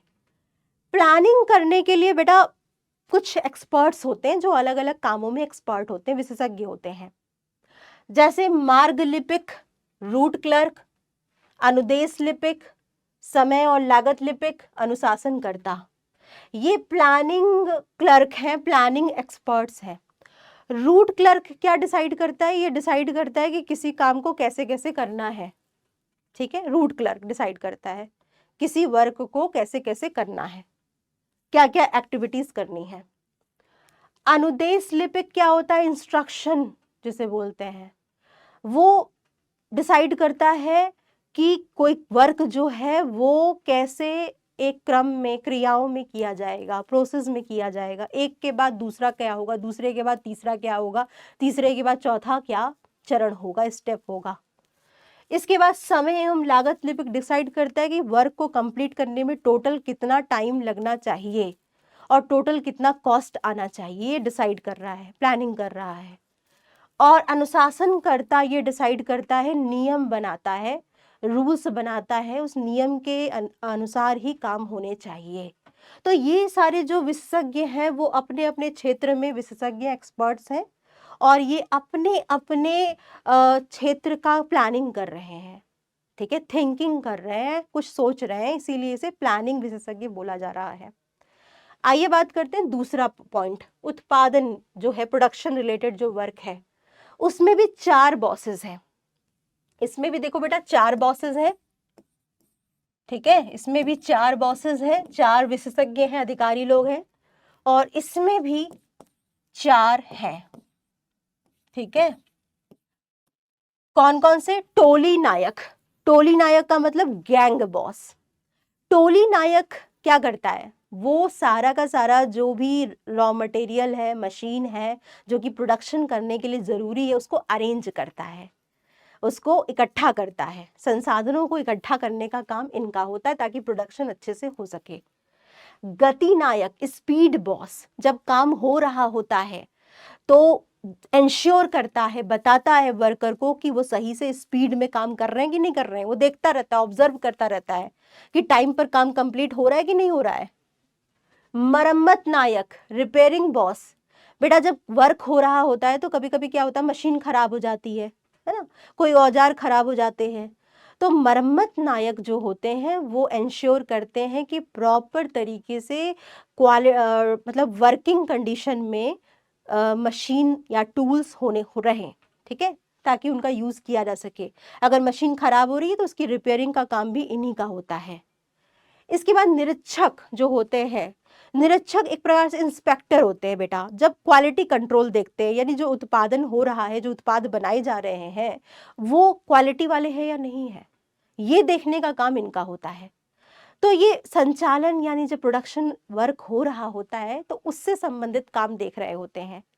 ठीक है, तो ये 4 बॉसेस हैं। अब बेटा ये टोटल मिला के कितने हो गए? 4 + 4 टोटल हो गए ये 8 बॉसेस।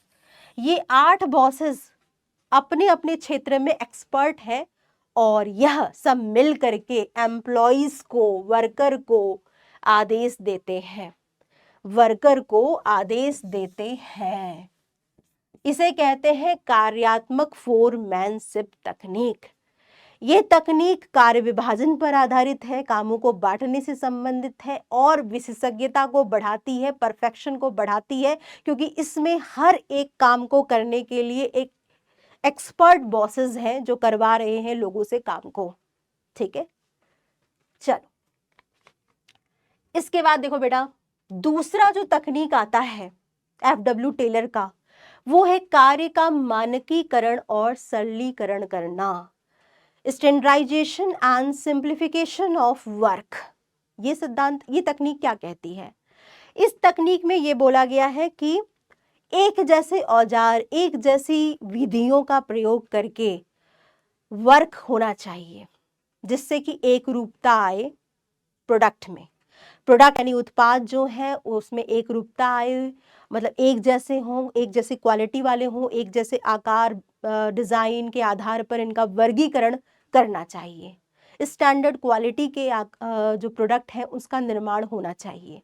सरलीकरण क्या कहता है? सरलीकरण कहता है कि ऐसी फालतू की प्रोडक्ट की वैरायटी को हटा देना चाहिए उत्पादन प्रक्रिया में से जिसकी डिमांड ना हो। ठीक है, सरलीकरण का सिद्धांत यही कहता है कि फालतू की उत्पादन की विधियां या फालतू के उत्पाद के प्रकारों को उत्पादन प्रक्रिया से हटा देना चाहिए। इससे समय की बचत होगी, संसाधन की बचत होगी। ठीक, इसके बाद आता है कार्य अध्ययन। कार्य अध्ययन यानी वर्क स्टडी तकनीक। इसमें बच्चा कई सारे अध्ययन किए गए हैं, जैसे थकान अध्ययन, विधि अध्ययन, समय अध्ययन। ठीक है, ये क्या है? देखो, थकान अध्ययन। थकान अध्ययन कहता है कि भाई कोई भी एक वर्कर जो होती है ना, उसकी एक क्षमता होती है काम करने की। अगर लगातार उसको काम कराते रहोगे बिना उसको रेस्ट दिए, बिना उसको इंटरवल दिए, तो क्या होगा? उसका जो प्रोडक्टिविटी है, उत्पादन क्षमता जो है वो गिर जाएगी। तो हमेशा क्या करना चाहिए? थकान अध्ययन में ये बोला गया है FW टेलर के द्वारा कि एक वर्कर को थक जाता है तो ये ऑब्जर्व करना चाहिए कि उसे एक काम को कितने घंटे करते रहना चाहिए और बीच बीच में कितना आराम उसको देना चाहिए। तो आराम अंतराल की आवृत्ति इसमें तय की जाती है, कितनी बार उसको रेस्ट इंटरवल दें, और आराम अंतराल की अवधि, कितना ड्यूरेशन में उसको आराम दिया जाए। जैसे मान लो 4 घंटा कोई पढ़ा रहा है लगातार, तो 4 घंटे के बाद उसको थोड़ा सा रेस्ट देना बनता है। ठीक है, कम से कम 10 मिनट का, 15 मिनट का, जिससे कि एक वर्कर जो है वो थोड़ा आराम फील कर ले, उसकी एनर्जी का जो लेवल है वो थोड़ा हाई हो जाए और फिर से वो काम पर लग जाए। ऐसे ही एक वर्कर को अगर नाइट शिफ्ट की ड्यूटी वो कर रहा है, तो ऐसा नहीं हो कि फिर नाइट शिफ्ट की ड्यूटी करा रहे हो और फिर उसको बोल रहे हो कि चलो भाई डे शिफ्ट वाली ड्यूटी भी तुम ही करोगे। अब 24 आवर्स अगर एक वर्कर को काम कराओगे तो उसकी कैपेसिटी क्या होगी? गिर जाएगी, है ना? तो इस चीज का ध्यान रखना चाहिए। थकान अध्ययन में यही बोला गया है। विधि अध्ययन, मैथड स्टडी। मैथड स्टडी में बोला गया है कि बेटा हर एक काम को करने का एक बेस्ट तरीका होता है, उसी तरीके का आविष्कार करना चाहिए और उसी का यूज करके वर्क करवाना चाहिए। जैसे जिसमें लागत कम आए, न्यूनतम लागत हो और अधिकतम लाभ की संभावना हो, ऐसी मेथड का यूज करके ही प्रोडक्शन होना चाहिए। समय अध्ययन। समय अध्ययन में क्या किया जाता है बेटा? समय अध्ययन में एक स्टैंडर्ड टाइम फिक्स किया जाता है एक काम को करने के लिए। ठीक है, हर एक काम को करने के लिए एक स्टैंडर्ड समय निर्धारित कर दिया जाता है और श्रमिकों की संख्या भी इसमें डिसाइड कर दी जाती है कि कितना वर्कर जरूरत है किसी काम को इतने घंटे में पूरा करने के लिए। इसे कहते हैं समय अध्ययन। ये सारे अध्ययन के आधार पर जब कोई काम किया जाता है तो वो बहुत ज़्यादा कुशलता के साथ, एफिशिएंसी के साथ, इफेक्टिवनेस के साथ वर्क कंप्लीट होता है, टारगेट पूरा होता है। इसके अलावा एक और इसमें आता है गति अध्ययन। गति अध्ययन का मतलब होता है कि मोशन स्टडी। इसमें क्या देखा गया? टेलर का कहना था कि कभी कभी वर्कर फालतू की गतिविधियां बहुत ज़्यादा करते रहते हैं प्रोडक्शन प्रोसेस में, उत्पादन काम करते समय। कभी वो चाय पीने जा रहे हैं, कभी वो वेस्ट टाइम का वेस्ट कर रहे हैं, कभी वो गपशप कर रहे हैं, कभी वो बातें कर रहे हैं, तो कभी मशीन खोजने या टूल्स खोजने के लिए इधर उधर घूम रहे हैं। तो ऐसी गतिविधियां जो कि अनुत्पादक हैं, जिसका प्रोडक्शन प्रोसेस में कोई योगदान नहीं है, ऐसे मूवमेंट्स की पहचान करके प्रोडक्शन प्रोसेस में से उसको हटा देना चाहिए, अनावश्यक गतिविधियों को हटा देना चाहिए। इसे कहते हैं गति अध्ययन। इससे क्या होगा? इससे एक श्रमिक की कार्यकुशलता बढ़ जाएगी। ठीक है, उसकी वर्किंग कैपेसिटी बढ़ जाएगी, संसाधन का दुरुपयोग नहीं होगा, समय की बचत होगी। तो उत्पादक और अनुत्पादक गतिविधियों के मध्य अंतर किया जाता है इसमें, और श्रमिक की अनुत्पादक गतिविधियों को कम करना इसमें शामिल होता है। ये कुल मिलाकर के कुछ तकनीकें थी जो एफडब्ल्यू टेलर ने विकसित की हैं। ठीक है, इसके अलावा विभेदात्मक कार्य मजदूरी योजना, ये एक और तकनीक है। इसमें टेलर का कहना था कि कुशल और अकुशल मजदूरों में भेद करना चाहिए। उन्हें एक टारगेट, जैसे फॉर एग्जाम्पल के तौर पे मान लो यहाँ पर कुशल कौन होगा और अकुशल कौन होगा, कुशल और अकुशल। ठीक है, दो प्रकार के मजदूर या वर्कर हो सकते हैं, कर्मचारी हो सकते हैं। ठीक है, कुशल का मतलब क्या होता है, जो उत्पादन, जो टारगेट दिया गया प्रोडक्शन टारगेट, उससे ज्यादा कोई करे। जैसे मान लो उत्पादन लक्ष्य है, उत्पादन लक्ष्य क्या है, 100 यूनिट्स प्रोड्यूस करना, उत्पादन किसी वस्तु का एक दिन में। ठीक है, ये टारगेट है। ठीक है, अब यहां पर क्या हो रहा है बच्चा, यहां पर मान लो कि एक वर्कर जो कि कुशल वर्कर है, जो कुशल वर्कर है, उसने क्या किया, उसने 120 यूनिट प्रोड्यूस किया एक दिन में, 1 डे में। तो इसका मतलब क्या समझ में आ रहा है बेटा, इसका मतलब समझ रहा है में आ रहा है कि वो कुशल कर्मचारी है। वो क्या है, कुशल कर्मचारी है या मजदूर है, क्योंकि उसने टारगेट से ज्यादा प्रोडक्शन या उत्पादन किया है। अकुशल कर्मचारी कौन होगा बच्चा, अकुशल कर्मचारी कौन होगा, जिसने कि टारगेट क्या था, 100 यूनिट था, उत्पादन लक्ष्य क्या था, 100 यूनिट था, लेकिन इसने क्या किया, केवल 80 यूनिट ही प्रोड्यूस किया एक दिन में, 1 डे में। तो ये व्यक्ति क्या हो गया, अकुशल हो गया। तो कुशल वर्कर को, जो कि अच्छा ज्यादा काम कर रहा है, उसका वेतन ज्यादा होना चाहिए, उसको मजदूरी ज्यादा देनी चाहिए। और जो अकुशल है, जो टाइम पर टारगेट कंप्लीट नहीं कर रहा है, कम कर रहा है, उसका वेतन, उसकी मजदूरी भी काटनी चाहिए। ठीक है, तो मजदूरी दर अलग अलग होनी चाहिए। जो 100, जैसे यहां पर लिख दे रही हूं मैं मजदूरी दर के बारे में, कि मजदूरी दर क्या होनी चाहिए बच्चा, मजदूरी दर हम रखते हैं, अगर मान लो 100 यूनिट कर लिया, 100 यूनिट कर लिया, तो पर यूनिट कितना होगा, पर यूनिट 5 रुपए। ठीक है, 100 से अगर ज्यादा हो रहा है, 100 से अगर ज्यादा प्रोडक्शन हो रहा है, तब क्या रखेंगे, मोर देन 100, तो हम लोग रख रहे हैं इसको 6 रुपए पर यूनिट। ठीक है, 6 रुपीज पर यूनिट कर देते हैं। ठीक है, और मान लो कि 100 से लेस प्रोडक्शन हो रहा है, प्रोडक्शन किया जा रहा है, तब क्या रखेंगे, 4 rupees per unit, per unit. तो मजदूरी दर यहां पर अलग अलग कर दी गई है, मजदूरी दर अलग अलग कर दी गई है उत्पादन क्षमता के अनुसार। ठीक, इसे कहते हैं विभेदात्मक मजदूरी योजना। और कहीं ना कहीं समानता के सिद्धांत या पारिश्रमिक के सिद्धांत का यह उल्लंघन करता है, बट कहीं ना कहीं कुशल और अकुशल कर्मचारियों में भेद करता है। इससे क्या होगा बेटा, इससे ये होगा कि जो अकुशल वर्कर है, उसे डर लगेगा कि अगर उसने काम कम किया तो उसका सैलरी कम मिलेगा, मजदूरी कम मिलेगा, तो वो डरता रहेगा और फिर वो ज्यादा काम करना चाहेगा। जो कुशल है, जो एफिशिएंट है, जो पहले से अच्छा काम कर रहा है, वो और खुश होगा, उसे लगेगा कि वो और ज्यादा अगर प्रोडक्शन करेगा तो और ज्यादा उसको मजदूरी मिलेगी। तो दोनों के लिए ही, चाहे कुशल हो चाहे अकुशल वर्कर हो, दोनों को ही मोटिवेशन मिलता है, अभिप्रेरणा मिलती है। एक को डर मिलता है, एक को खुशी मिलती है। तो कुल मिलाकर के इस चैप्टर में हमने बेसिक चीजें पढ़ी। जितने भी प्रबंध के सिद्धांत होते हैं उसके बारे में हमने पढ़ा। हेनरी फ्योल के प्रबंध के 14 सिद्धांतों के बारे में हमने जाना बच्चा। और वैज्ञानिक सिद्धांतों के बारे में जाना, मतलब सामान्य सिद्धांत जो आपके 14 सिद्धांत थे उसको हमने पढ़ा यहाँ पर। फिर हमने आपके जितने भी वैज्ञानिक सिद्धांत थे, वैज्ञानिक सिद्धांत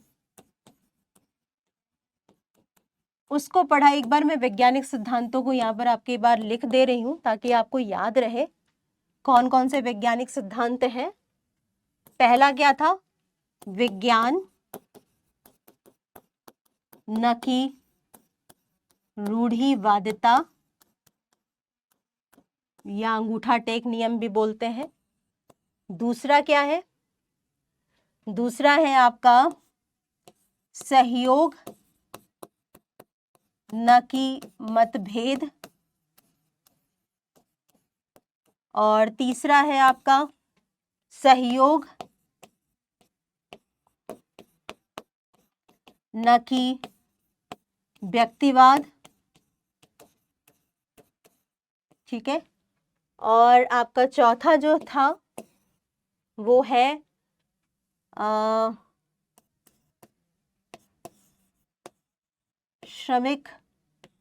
श्रमिकों का विकास।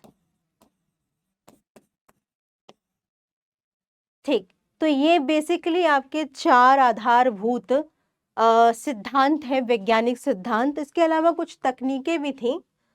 ठीक है, कुछ तकनीकें भी दी गई हैं यहाँ पर। तो वैज्ञानिक सिद्धांत के अलावा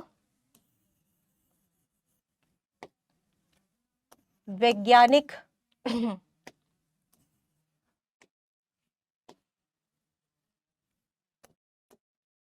वैज्ञानिक तकनीकें,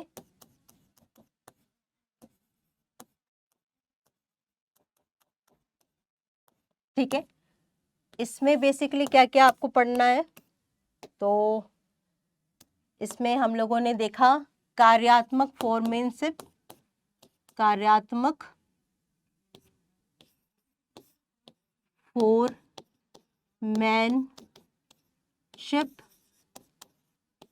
ठीक है। इसके अलावा हमने ये देखा कार्य अध्ययन।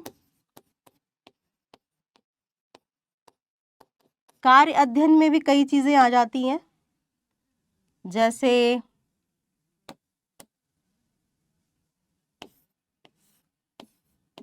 समय अध्ययन,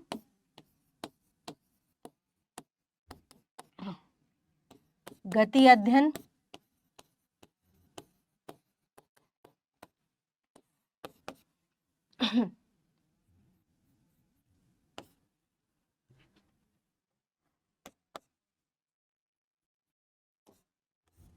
और आपका विधि अध्ययन और थकान अध्ययन। विधि अध्ययन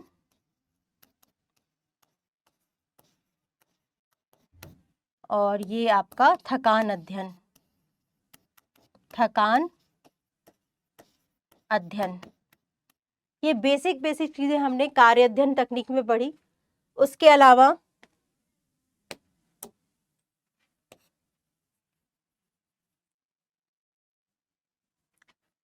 कार्यात्मक फोरमैनशिप, कार्य अध्ययन, समय अध्ययन, गति अध्ययन, विधि अध्ययन, थकान अध्ययन।